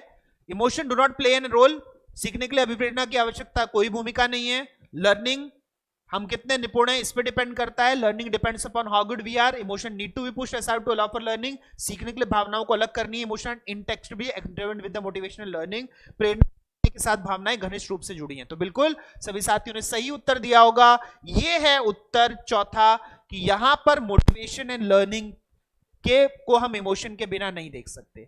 अगर बच्चे को भूख लग रही है तो बच्चा क्या करेगा? बच्चा पढ़ने में ध्यान नहीं लगा पाएगा। अगर बच्चा दुखी है तो बच्चा पढ़ने में ध्यान नहीं लगा पाएगा। तो यहां पर इमोशन बहुत जरूरी है जब हम देखते हैं क्या? जब हम देखते हैं पढ़ाई और अलग अलग तरह के लर्निंग के लिए, मोटिवेशन के लिए। चलिए अगले क्वेश्चन को देखें। आपका समय शुरू होता है अब। एमसीक्यूज किस एबिलिटी को जज करते हैं? बहुविकल्पी प्रश्न किसको करते हैं? Recognise, recall, construct, explain. किस चीज को करेंगे जज? यहां पे मल्टीपल चॉइस क्वेश्चन किस चीज को जज कर रहे हैं? किस चीज के लिए हमें मल्टीपल चॉइस क्वेश्चन दिख रहे होंगे?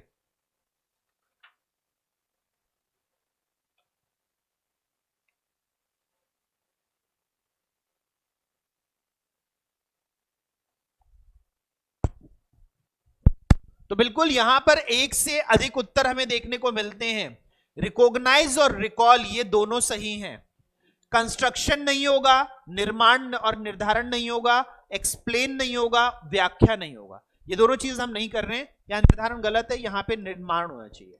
ना तो हम निर्माण कर रहे हैं और ना ही हम व्याख्या कर रहे हैं, हम रिकॉग्नाइज और रिकॉल करते हैं। सही उत्तर की पहचान हमें पहला, तो उत्तर यहां पे आपने अगर पहला लगाया तो भी सही है, दूसरा लगाया तो भी सही है, दोनों के लिए यहां पे मार्क्स होंगे। चलिए नेक्स्ट क्वेश्चन को देखें, आपका समय शुरू होता है अब। Process of socialise does not include, question है, से ज्यादा नहीं दूंगा। कस्टम्स एंड नॉर्म्स, संस्कृति और रीति, तो नहीं पूछा गया है, तो संस्कृति और रीति है। Acquisition of skill, acquiring the values, values और बिलीव का अर्जन है। और जेनेटिक ट्रांसमिशन, अनुवांशिक सर्जन, क्या देखने को मिलता है हमें, तो यहां हमें देखने को मिलता है अनुवांशिक सर्जन नहीं है और बाकी तीनों हमें मिल रहे हैं, इसीलिए हमसे नहीं पूछा गया है, तो चौथा होगा। बिल्कुल लड्डू क्वेश्चन है। चलिए अगले क्वेश्चन की ओर बढ़ते हैं, आपका समय शुरू होता है। Mental structures are the building blocks of thinking, मानसिक संरचनाएं जो चिंतन के निर्माण प्रखंड हैं।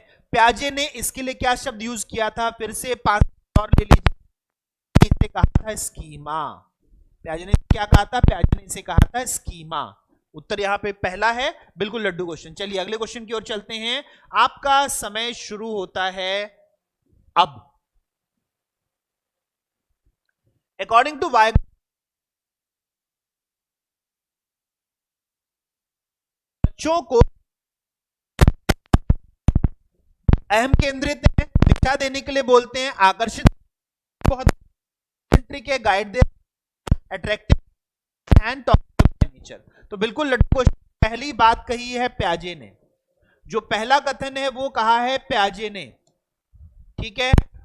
अटेंशन के लिए नहीं, टॉकेटिव नहीं होते, वो अपने आप से बात करते हैं, अपने आप को दिशा निर्देश, अपने आप को डायरेक्शन देने के लिए, अपने आप को गाइड करने के लिए वो करते हैं। ये बात किसने कही है, वाइगॉस्की ने। इसको क्या कहते हैं, इसी को वो कहते हैं प्राइवेट स्पीच।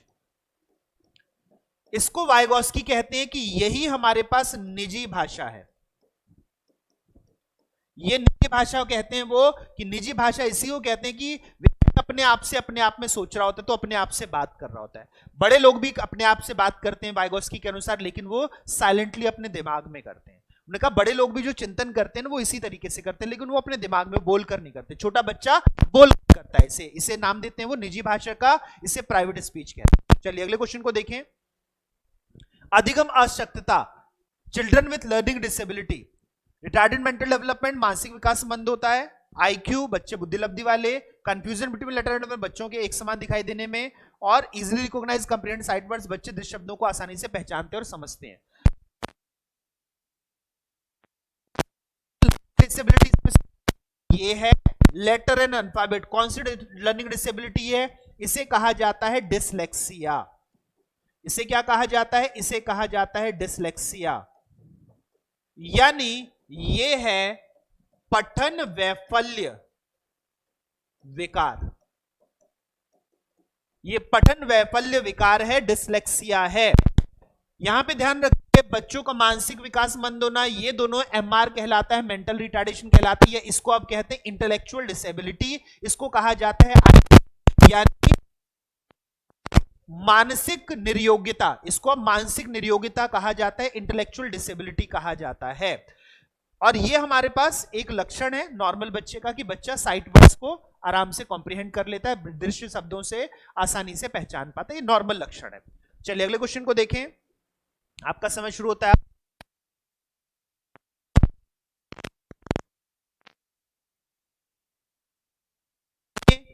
क्या क्या 3 चीजें थी होली ट्रिनिटी सृजनात्मकता में। क्रिएटिविटी में हमने 3 चीजें देखी थी, कौन सी 3 चीजें देखी थी क्रिएटिविटी में, ओरिजिनैलिटी, डाइवर्जेंट और फ्लेक्सिबिलिटी। मौलिकता, अपसारी चिंतन और लचीलापन। तो हमें पहला देखने को मिला क्रिएटिविटी सृजनात्मकता के लिए। लड्डू क्वेश्चन, इसमें कुछ सोचना ही नहीं था। हमारे पास 3 चीजें आधार हैं, किसके लिए, गिलफोर्ड कहते हैं 3 चीजें आधार है क्रिएटिविटी के लिए, मौलिकता, ओरिजिनलिटी, फिर डाइवर्जेंट थिंकिंग, अपसारी चिंतन और फ्लेक्सिबिलिटी लचीलापन। उत्तर यहां पहला रहेगा। चलिए अगला क्वेश्चन, आपका समय शुरू होता है अब।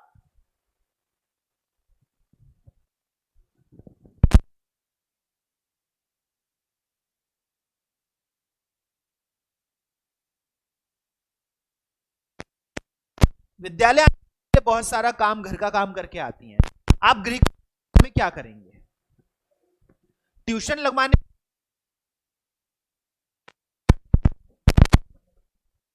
पनिशमेंट देंगे, दंड देंगे?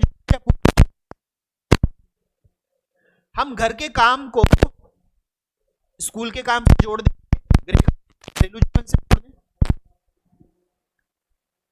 और शिक्षक सुनिश्चित करे कि बच्चे जल्दी उठ के अपना गृह कार्य पूरा करें। घर का काम करना हो करो, पहले गृह कार्य पूरा करो उठ के। तो यहां पर नहीं करेंगे, बच्चे के जीवन को स्कूल के विद्यालय के कार्य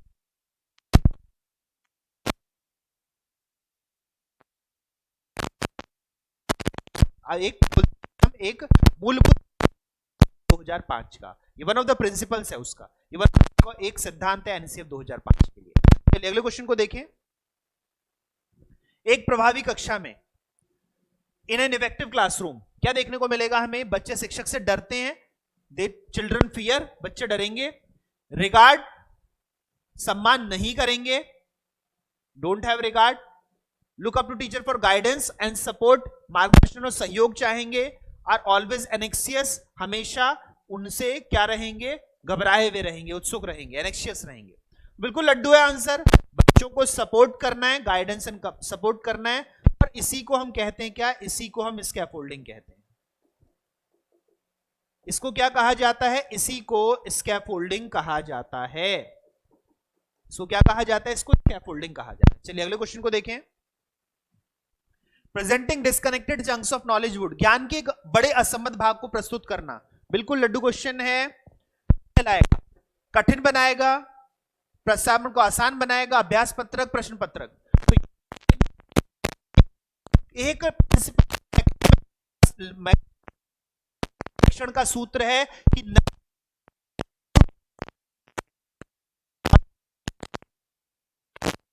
तो ये क्या कराएगा? ये कंसेप्ट को कठिन बनाएगा अगर असंबद्ध दे रहे हैं, डिस्कनेक्टेड चंक दे रहे हैं। अगर हम प्रीवियस नॉलेज से कनेक्ट करके न्यू नॉलेज नहीं दे रहे, पूर्व ज्ञान से संबंध करके नया ज्ञान नहीं दे रहे बच्चे के लिए। चलिए क्वेश्चन था, अगले क्वेश्चन की ओर बढ़ते हैं। आपका समय शुरू होता है अब। शिक्षार्थियों की ज्ञान अर्जन में सहायता करने के क्रम में किस पर ध्यान केंद्रित करना चाहिए? In order to help learners, need to focus on, the teacher need to focus on scores, अंकों पर, ग्रेड के ऊपर, एक्टिव पार्टिसिपेशन, सक्रिय सहभागिता, मास्टरी लर्निंग, कंसेप्ट, अधिगम की अवधारणा में कुशलता, या making sure that learner memorise, सब कुछ याद कर ले। याद नहीं करवाना, मार्क्स नहीं देखने, फिर क्या देखना है? हमने देखना है सक्रिय अनुबंधन, और हमने देखनी है मास्टरिंग लर्निंग कॉन्सेप्ट। तो मास्टरी और इसमें से अगर हमें चुनना पड़े तो हम एक्टिव पार्टिसिपेशन को चुनेंगे। अगर में से एक्टिव पार्टिसिपेशन में से चुनना पड़े तो हम इसे चुनेंगे, क्योंकि बच्चा फिर खुद मास्टरी ले आएगा अगर एक्टिवली पार्टिसिपेट कर रहा है। अगर बच्चा सक्रिय रूप से भागीदार है तो अपने आप ही बच्चा क्या ले आता है? बच्चा प्रवीणता ले आता है, कुशलता ले आता है। तो उत्तर यहां दूसरा रहेगा। चलिए अगले क्वेश्चन की ओर चलें। व्हाट गिफ्टेडनेस, प्रतिभाशाली किसका संयोजन है?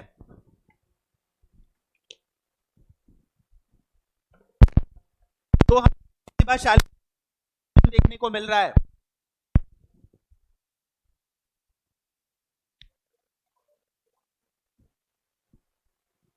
High motivation, high commitment, high talent, high ability, high talent, high commitment, क्या है हमें देखने को मिल रहा है? यहां हमें किस चीज में देखने को मिलेगा? तो यहां हमें देखने को मिलता है कि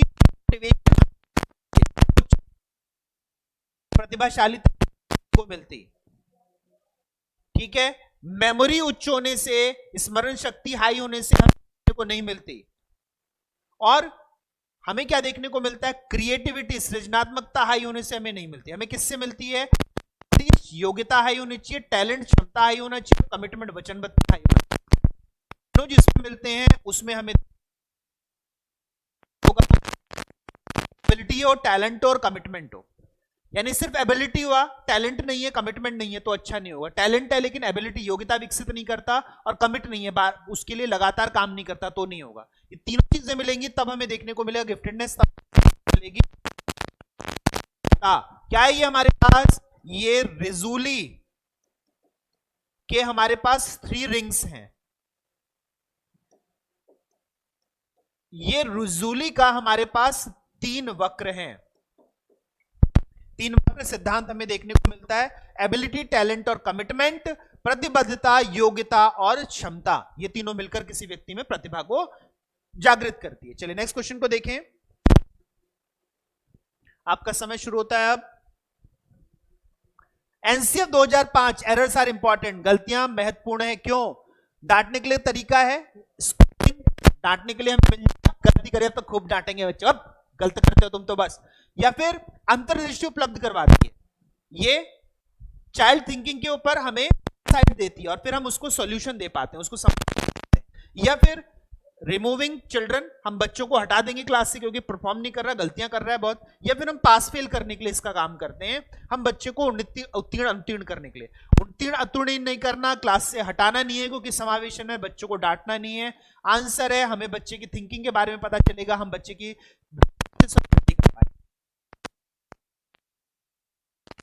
हमें दूसरा देखने को मिलेगा। चलिए अगले क्वेश्चन को देखें। A child notebook shows errors in writing, एक बच्चे की कॉपी में न्यूक्लियन से विभिन्न छवियां, दर्पण छवि आदि जैसे गलतियां मिलती हैं। रिवर्स इमेजेस, मिरर इमेजिंग, ये हमें देखने को मिलता है। क्या है? बिल्कुल लड्डू क्वेश्चन है। इसे हम क्या कहते हैं? इसे हम कहते हैं लर्निंग डिसेबिलिटी। किस तरह की लर्निंग डिसेबिलिटी है?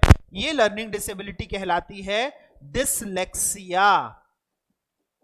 इसी को हम कहते हैं डिसलेक्सिया। पहले भी हमने किया था पठन वैफल्य। पठन वैफल्य है ये, बिल्कुल लड्डू क्वेश्चन हमें देखने को मिलता है। चलिए अगले क्वेश्चन को देखें। समय शुरू होता है अब। निम्नलिखित में से कौन सा बच्चों के संज्ञानात्मक विकास के लिए सर्वाधिक उपयुक्त है? Best suited for emotional development, no involvement of the teacher and parent, माता पिता या अध्यापकों की कोई सहभागिता नहीं, कंट्रोल्ड क्लासरूम, नियंत्रित परिवेश, ऑथोरिटेरियन क्लासरूम, अधिकारवादी परिवेश, डेमोक्रेटिक क्लासरूम, प्रजातांत्रिक परिवेश। बिल्कुल लड्डू क्वेश्चन है। सहभागिता नहीं, गलत है। सहभागिता करनी है, नॉट इन्वॉल्वमेंट गलत है। कंट्रोल्ड नहीं चाहिए हमें, नियंत्रित परिवेश नहीं चाहिए हमें, मुक्त परिवेश चाहिए हमें, स्वायत्त परिवेश चाहिए। ऑथोरिटेरियन नहीं होना चाहिए, अधिकारवादी नहीं होना चाहिए। क्या होना चाहिए? लोकतांत्रिक या प्रजातांत्रिक होना चाहिए। लोकतांत्रिक या प्रजातांत्रिक, उत्तर यहां चौथा देखने को मिलेगा। नेक्स्ट देखें। बच्चों के अधिगम को सुगम बनाने के लिए कक्षीय परिवेश का सृजन करने में होती है। कौन सा सही नहीं है? फिर सही नहीं है पूछा है। To create such a learning environment which of the given statement is not true. अध्यापकों के अनुसार कार्य करना, कंप्लायंस विद टीचर्स, बच्चों को स्वीकार करना, acceptance of the child, positive tone of the teacher, अध्यापक का सकारात्मक रूप ऑफ द चाइल्ड एफर्ट, बच्चे के प्रयासों को स्वीकृत करना। क्या नहीं करना है वो है क्या? क्या करना है हमें? हमें बच्चों को स्वीकार करना है, समावेशन। बच्चों को स्वीकार करना क्या कहलाएगा? समावेशन। यही है इंक्लूसिवनेस। सकारात्मक रूप रहेगा, अप्रूव्ड, बच्चे के प्रयासों की स्वीकृति। शिक्षक के अनुसार काम करना नहीं रहेगा क्योंकि हमसे नहीं पूछा गया है। उत्तर हो गया पहला, बिल्कुल लड्डू क्वेश्चन है। चलिए क्वेश्चन की ओर चलिए। Given below are some statement about boys and girls according to toy which of the one of these is true. लड़कों एवं लड़कियों के कौन सा सही है?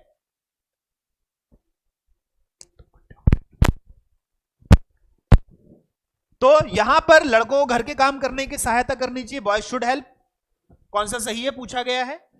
All boys should be taught science and girls should home science. लड़कों को विज्ञान और लड़कियों को गृह विज्ञान सिखाई। Girls should be house hold को, लड़कियों को घर के काम करने चाहिए। Boys should help in activities outside, लड़कों को घर के। यहां पर हमें क्या देखने को, और लड़कियों को भी बाहर जाने दो। ये तोड़ेगा हमारा स्टीरियोटाइप। रूढ़िबद्धता को तोड़ेगा लड़के और लड़कियों के लिए। लड़कों को भी घर का काम सीखना चाहिए, ये रूढ़िबद्धता तोड़ेगा। ये रूढ़िबद्धता है कि लड़कों को विज्ञान और लड़कियों को गृह विज्ञान सुनाए, होम साइंस और साइंस लड़कों को, ये कि लड़कियां सिर्फ घर का काम करें ये रूढ़िबद्धता है, और लड़के सिर्फ काम करें ये भी रूढ़िबद्धता है।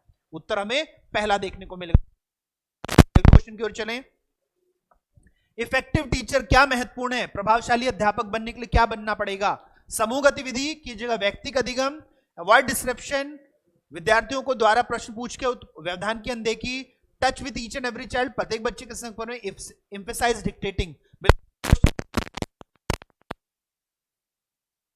आंसर देखेंगे, करना है हर बच्चे के संपर्क में रहना है, तो हम हर बच्चे को फैसिलिटेट कर पाएंगे। हर बच्चे को फैसिलिटेट करने के लिए हमें हर बच्चे का आकलन और संपर्क करना पड़ेगा, हर बच्चे से बातचीत करनी। क्या नहीं करना? नहीं देना, लिखवाना नहीं है, हमें बच्चे को क्वेश्चनिंग करने देनी है, बहुत सारी क्वेश्चनिंग करने देनी है। यहां पे हम डिस्टर्ब नहीं करेंगे, बच्चा क्वेश्चन पूछेगा तो हम परेशान नहीं होंगे। और हम इंडिविजुअल एक्टिविटी नहीं करवा रहे, हम ग्रुप एक्टिविटी करवा रहे हैं, हम समूह गतिविधि करवाते हैं। अब व्यक्तिगत गतिविधि की जगह हम समूह गतिविधि करवाते हैं। उत्तर यहां हमें देखने को मिला तीसरा, बिल्कुल लड्डू क्वेश्चन। चलिए अगले क्वेश्चन को देखते हैं। आपका समय शुरू होता है अब।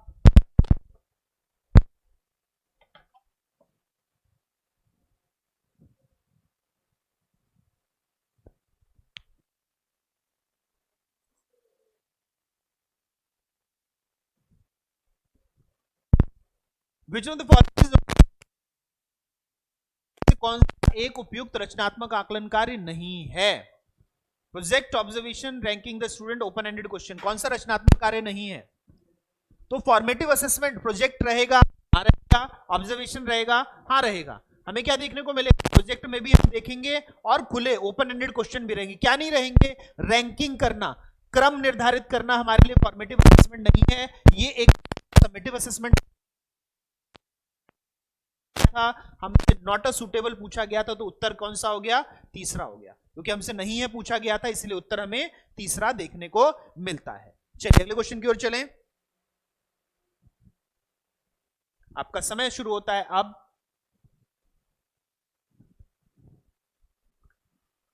Deficiency in the right associated with impaired handwriting, विकृत लिखावट से संबंधित लिखने की योग्यता में कमी। तो किसकी कमी? आसान क्वेश्चन दूंगा, लिखावट की दिक्कत है, राइटिंग की दिक्कत है। राइटिंग इंपेयरमेंट क्या होती है? डिस्ग्राफिया। राइटिंग इंपेयरमेंट क्या होती है? डिस्ग्राफिया। डिस्लेक्सिया क्या होती है? ये रीडिंग इंपेयरमेंट होता है, ये पठन विकार होता है। डिस्कैल्कुलिया क्या होता है? ये गणित का विकार है। डिस्लेक्सिया क्या होता है? डिस्लेक्सिया था ये, डिस्लेक्सिया रीडिंग होता है। डिस्प्रेक्सिया क्या होता है? डिस्प्रेक्सिया मोटर होता है या मूवमेंट होता है। गामक या गतिशीलता का विकार कहलाता है डिस्प्रेक्सिया। तो सभी साथियों ने सही उत्तर दिया, यहां पर उत्तर है डिस्ग्राफिया। आंसर फोर्थ रहेगा। चलिए अगले क्वेश्चन को देखें। आपका समय शुरू होता है अब।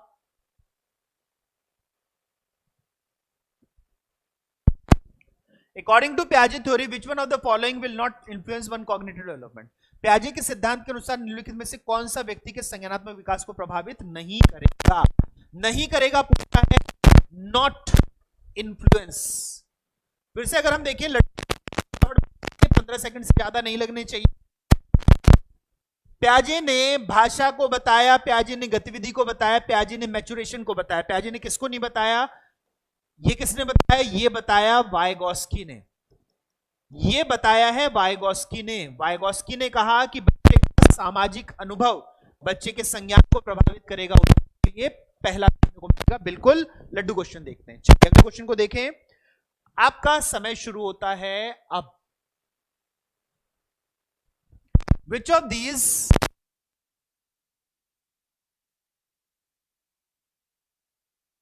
व्यवहारिक बुद्धि का does not imply? किसने दिया था त्रिविमीय सिद्धांत? टायर की थ्योरी किसने दी है? तो त्रितंत्रीय सिद्धांत दिया है स्टर्नबर्ग ने।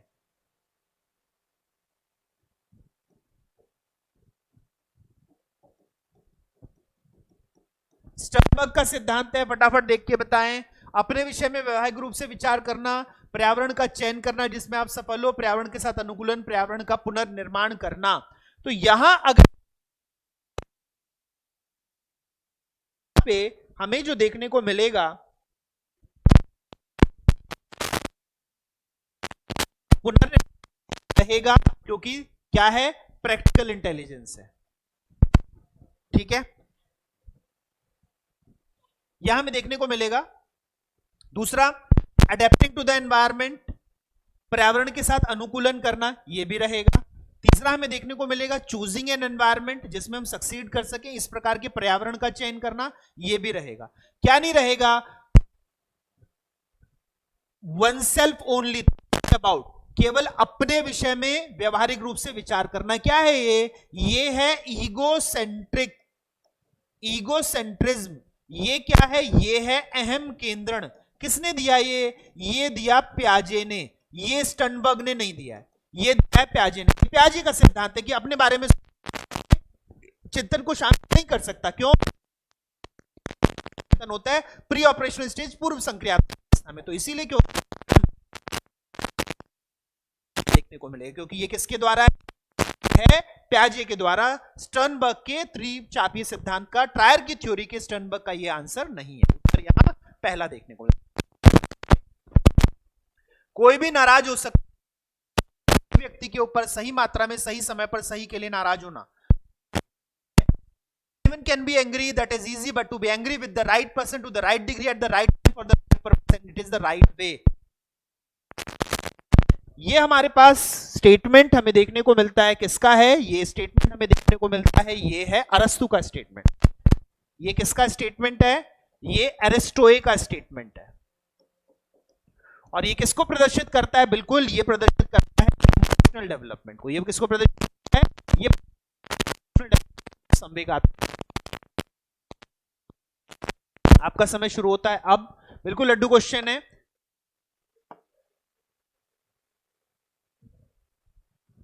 अधिगम्य आकलन के लिए आवश्यक होता है, in learning assessment, in learning, इनकी बात की गई है, अधिगम्य आकलन की बात की गई है।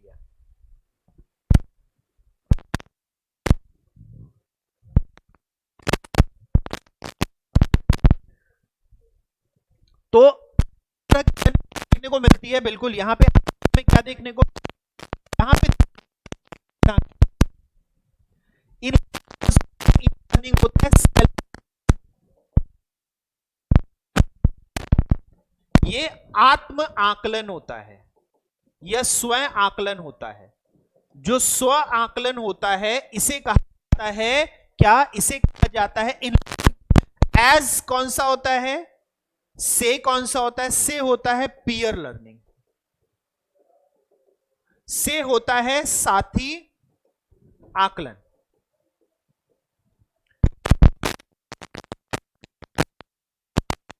का हमारे पास होता है, का हमारे पास होता है जिसे हम कहते हैं सम्मेटिव असेसमेंट।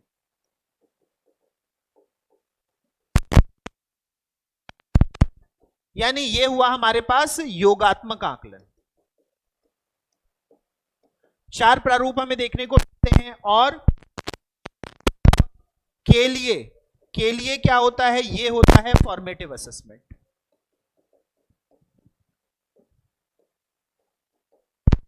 ये होता है हमारे पास फॉर्मेटिव असेसमेंट, यानी हम यहां पर देखते हैं रचनात्मक आकलन। शॉर्ट में इसे कहा जाता है SE, इसे कहा जाता है PEA, इसे कहा जाता है SA, इसे कहा जाता है FA। FA, SA, PEA, SEA, ये हमें चार तरह के आकलन देखने को मिल रहे हैं। नेक्स्ट देखें, लड्डू क्वेश्चन था, आपका समय शुरू होता है अब। फिर से लड्डू क्वेश्चन है, फटाफट बताएं, 10 सेकंड से ज्यादा नहीं दूंगा। Fitting new information to existing schema, प्रचलित योजना में नई जानकारी को जोड़ना क्या कहलाएगा,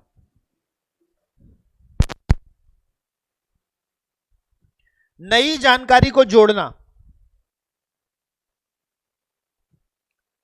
तो अब फिट कर रहे हैं, यानी पुरानी सीमा हमने नहीं बदली। चेंज, तो नो चेंज क्या होता है? नो चेंज, बदलाव नहीं किया, और बदलाव नहीं होगा तो इसे कहते हैं एसिमिलेशन। अगर बदलाव किया, अगर चेंज किया, बदलाव किया, परिवर्तन किया, तो फिर होता है एकोमोडेशन। स्कीमा बनाना ऑर्गेनाइजेशन कहलाता है, स्कीमा बनाने के लिए चालक इक्विलिब्रेशन कहलाता है। अर्जन करना इक्विलिब्रेशन, अर्जन कर रहे चीजों को, और ऑर्गेनाइजेशन ये पूरा का पूरा कहलाता है। उत्तर यहां पे हमें क्या देखने को मिलेगा? दूसरा। बिल्कुल लड्डू क्वेश्चन है। चलिए अगले क्वेश्चन की तरफ चलें। आपका समय शुरू होता है अब।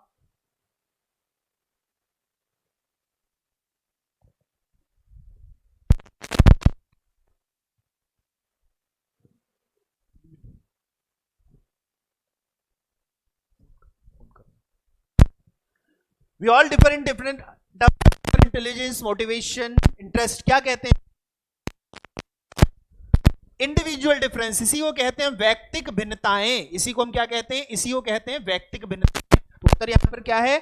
यहां पे इस सिद्धांत पर सभी अलग अलग हैं, भिन्न होते हैं, इसे हम कहते हैं वैयक्तिक भिन्नताएं। बिल्कुल लड्डू क्वेश्चन है। चलिए अगले क्वेश्चन को देखें। आपका समय शुरू होता है अब। स्टूडेंट ऑफ डिसएडवांटेज के विद्यार्थियों को सामान्य विद्यार्थियों के साथ पढ़ाना चाहिए। राइट टू एजुकेशन एक्ट कहता है, और इसी को हम कहते हैं इंक्लूसिव एजुकेशन। इसी के लिए क्या कहा जाता है? सब लोग एक ही साथ एक कहते हैं शिक्षा। नेक्स्ट क्वेश्चन देखिए। Out of the box thinking is related to, out of the box लीक से हटकर सोचना, लीक से हटकर चिंतन करना। लीक से हटकर चिंतन करना किसे कहा जाता है? तो बिल्कुल लड्डू क्वेश्चन है ये। किसे कहा जाता है? तो ये कहा जाता है डाइवर्जेंट थिंकिंग को, अपसारी चिंतन को। अपसारी चिंतन हटकर जो है उससे अलग अलग सोचेंगे। मान लिया परंपरागत शिक्षण ये है, तो लीक से हटकर सोचना क्या हो जाएगा? इससे हटकर सोचना, अलग अलग सोचना। तो इसे हम क्या कहते हैं? अपसारी कहते हैं, इसे डाइवर्जेंट कहते हैं। उत्तर हमें क्या देखने को मिलेगा? दूसरा। चलिए अगले क्वेश्चन को देखते हैं। आपका समय शुरू होता है अब।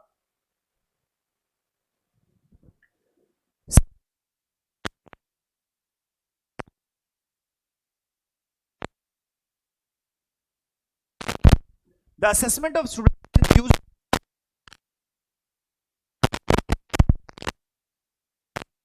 स्टैंडर्ड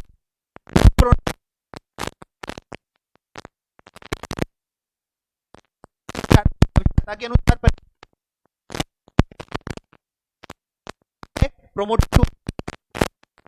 प्रोन्नत करेंगे। अपने बच्चों को नीड होती है उसको अप्रोच करने के लिए, बच्चों की आवश्यकता के अनुसार उपागम में परिवर्तन करना। इसे हम इंडिविजुअल डिफरेंस के हिसाब से कर पाएंगे। डिफरेंशिएशन इसको क्या कहा जाता है? इसी को कहा जाता है विभेदीकरण। चलिए अगले क्वेश्चन को देखें। Learning experience should be planned in a manner so as to make learning meaningful. Which of the giving learning experience does not facilitate meaningful learning for the children? अधिगम अनुभव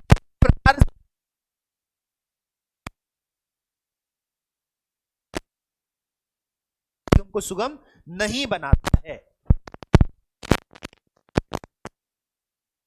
फैसिलिटी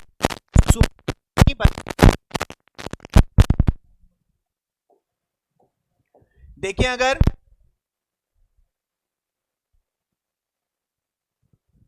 तो बिल्कुल लड्डू क्वेश्चन हमें देखने को मिलता है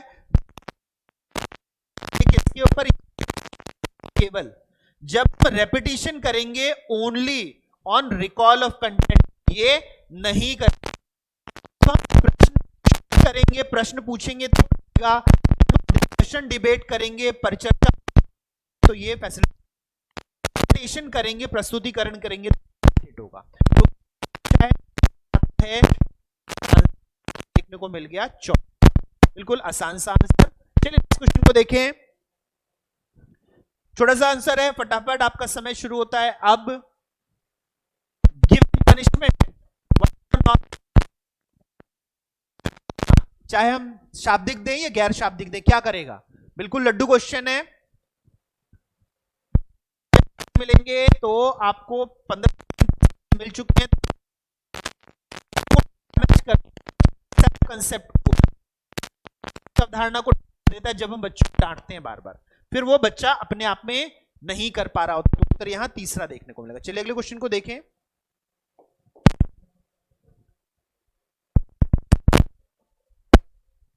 अध्यापिका ने कमेटी के प्रधान को सभापति के स्थान पर सभाध्यक्ष लिखा। यह संकेत करता है कि अध्यापिका, a teacher labelled the head of committee as chairperson instead of chairman. उन्होंने सभाध्यक्ष कहा सभापति की जगह, पति की जगह सभाध्यक्ष कहा, चेयरमैन की जगह चेयरपर्सन कहा। ये क्या दिखाता है?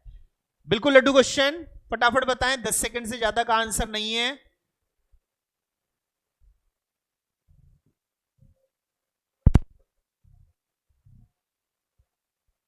तो बिल्कुल हमें यहां देखने को मिलेगा कि ये एक्सेप्टेबल टर्म, जेंडर बायस ना दिखाकर वो उपयुक्त परिभाषा दे रही है। तो ये क्या देखने को मिलता है? स्टीरियोटाइप को तोड़ना, जेंडर बायस को तोड़ना, रूढ़िबद्धता और लैंगिक जो हमारे पास रूढ़ियां हैं उनको तोड़ने की बात करिए, लिंग पूर्वाग्रह को तोड़कर एक उपयुक्त परिभाषिक शब्द दे रहे हैं। तो उत्तर यहां चौथा देखने को मिलेगा। चलिए अगले क्वेश्चन को देखें। ये तो बिल्कुल लड्डू क्वेश्चन था। आपका समय शुरू होता है अब।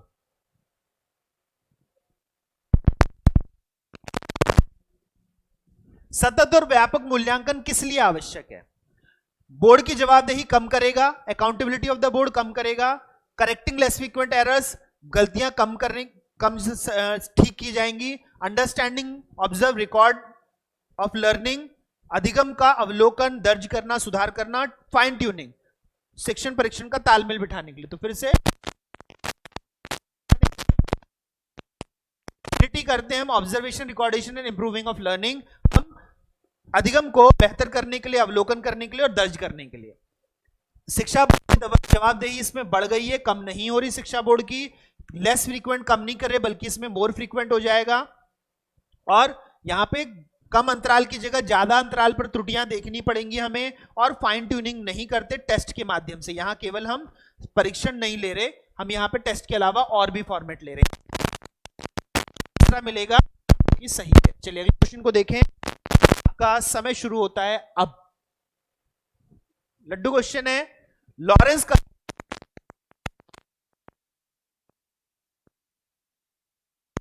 नैतिकता की अनुपस्थिति को सही अर्थ में सूचित करता है।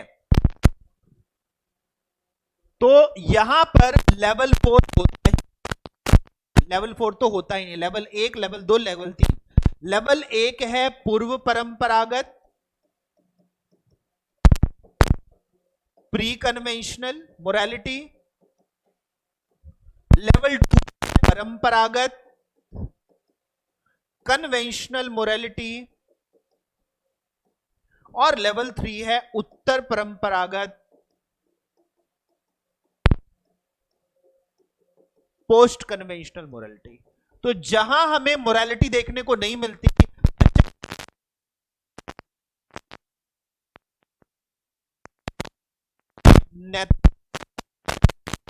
इसीलिए यहां पर हम कह सकते हैं सही अर्थ में नैतिकता नहीं है। ट्रू सेंस में यहां हमें मोरालिटी देखने को नहीं मिलती। कन्वेंशन जहां पे बच्चा सोसाइटी के हिसाब से मोरालिटी तय करता है, समाज के हिसाब से तय करता है।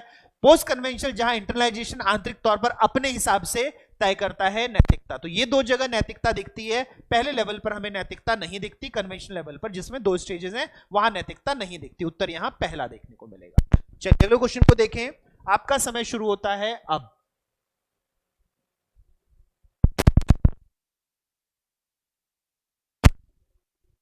सामाजिकरण का प्रगतिशील मॉडल में सही नहीं है, नॉट करेक्ट पूछा है।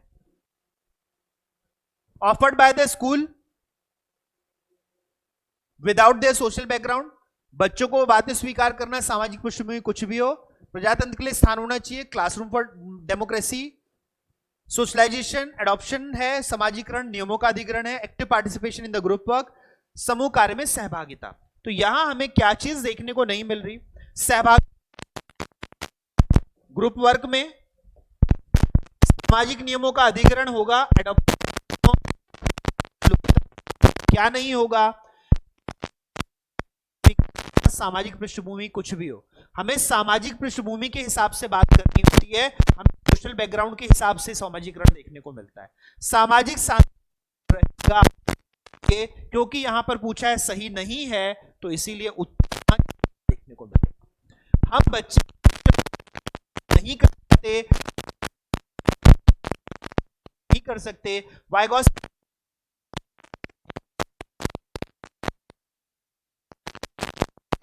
बैकग्राउंड इज वेरी इंपॉर्टेंट की, यहां पे हमें पहला देखने को मिलेगा। चलिए अगले क्वेश्चन को देखें, आपका समय शुरू होता है अब। द टीचर नोटिस दैट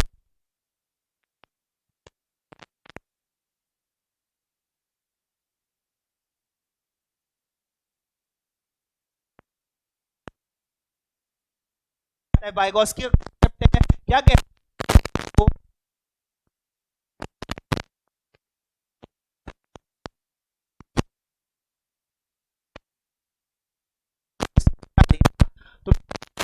इसे कहते हैं स्कैफोल्डिंग, पाड़ या सहारा देना, जो व्यस्क के द्वारा इसको कहा जाता है। ये कहानी दी जाती है समस्त विकास क्षेत्र में, जब सहायता दी जाएगी, लेकिन सहायता को हम कहते हैं स्कैफोल्डिंग। ये प्याजे का कथन है, ये प्याजे का कथन वाइगॉस्की ने कहा ही नहीं। लेटलाइजेशन यानी ब्रेन के अलग अलग हिस्सों में ऑपरेशंस, नए नए ऑपरेशंस शुरू होना, प्री ऑपरेशन ये स्टेज है, ये प्याजे की हमें एक अवस्था देखने को मिलती है। आंसर यहां तीसरा रहेगा। चलिए अगले क्वेश्चन को देखें, आपका समय शुरू होता है अब। अर्ली चाइल्डहुड में कौन सा रोल रहेगा, कौन सी भूमिका और व्यवहार रहेगी? टीचर पेयर, पेयर पेरेंट, अध्यापक साथी, साथी माता पिता, पेरेंट सिबलिंग माता पिता भाई बहन, सिबलिंग एंड टीचर भाई बहन और अध्यापक। कहां देखने को मिलेगा हमें, जब हम देख रहे हैं तो हमें कहां देखने को मिलेगा?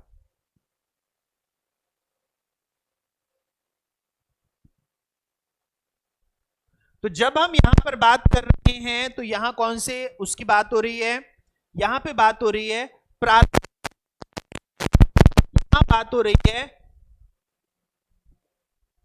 Early childhood. अर्ली चाइल्डहुड का मतलब क्या है? अर्ली चाइल्डहुड का मतलब हमारे पास होता है 2 से 5 वर्ष का बालक, 2 to 5 years, यानी अभी वो विद्यालय नहीं गया है। विद्यालय नहीं गया तो टीचर्स हट गए, टीचर्स हट गए, ये दोनों तो हम हटा ही दें, अध्यापक नहीं हो सकते, विद्यालय गया नहीं है। अब यहां पर हमें देखने को मिलेगा parents and parents and parents and sibling. तो यहां किसकी महत्ता ज्यादा रहेगी? जब तक वो विद्यालय नहीं गया, जब तक वो विद्यालय नहीं गया, तब तक हमारे पास महत्ता रहेगी माता पिता और भाई बहन की। जब तक वो गया नहीं है स्कूल, तब तक ज्यादा किसकी रहेगी? माता पिता और भाई बहन की। इसीलिए 5 वर्ष तक का हमें यहां टारगेट देखने को मिला, 5 वर्ष टारगेट देखने को मिला कि वहां पर परिवार की महत्ता ज्यादा रहती है। तो ये और ये क्या दे रहे हैं? ये परिवार दे रहे हैं, ये फैमिली दे रहे हैं। तो तीसरा देखने को मिलेगा। चलिए अगले क्वेश्चन को देखें, कौन सा आयु समूह परिवर्तित बाल्यावस्था श्रेणी के अंतर्गत आता है? Following age groups fall under letter childhood.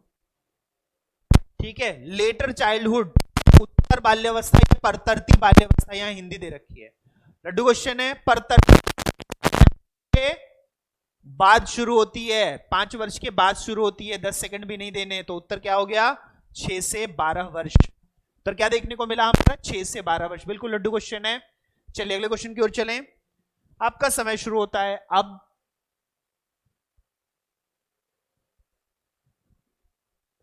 आर्जव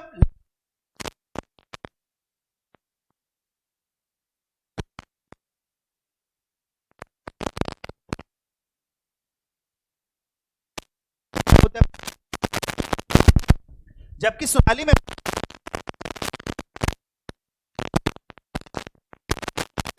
तो बिल्कुल लड्डू क्वेश्चन, ये चर्चा कहलाती है नेचर और नर्चर करती तथा पोषण का वाद विवाद। बिल्कुल सही, सभी साथियों ने बिल्कुल सही दिया है। यहां उत्तर नेचर और नर्चर है, प्रकृति का तथा पालन पोषण का देखने को मिलेगा। चलिए नेक्स्ट क्वेश्चन को देखें, making students member cleanness community. हम बच्चों को क्लीननेस कमेटी का सदस्य बना रहे हैं, तो क्या देखने को मिलता है हमें? विद्यार्थियों को स्वच्छता के लिए प्रेरित करने हेतु सदस्य बनाए। क्या देखेगा? Behaviourist approach, humanistic approach, cognitive approach, social cultural approach, प्रेरणा का व्यवहारवादी, मानवतावादी, संज्ञानात्मक या सामाजिक सांस्कृतिक।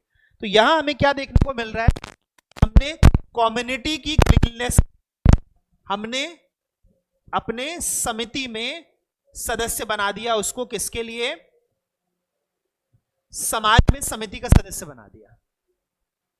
ठीक है, चलेगा। तो यहां जब हमने समाज में सदस्य बना दिया, सोशियो कल्चरल तरीका है, ये सोशियो कल्चरल तरीका है ना, यहां जबरदस्ती काम करवा रहे, ना मेमोवादी है कि कुछ कम्युनिटी के लिए काम कर रहा है, समुदाय के लिए काम कर रहा है। जो समुदाय के लिए जब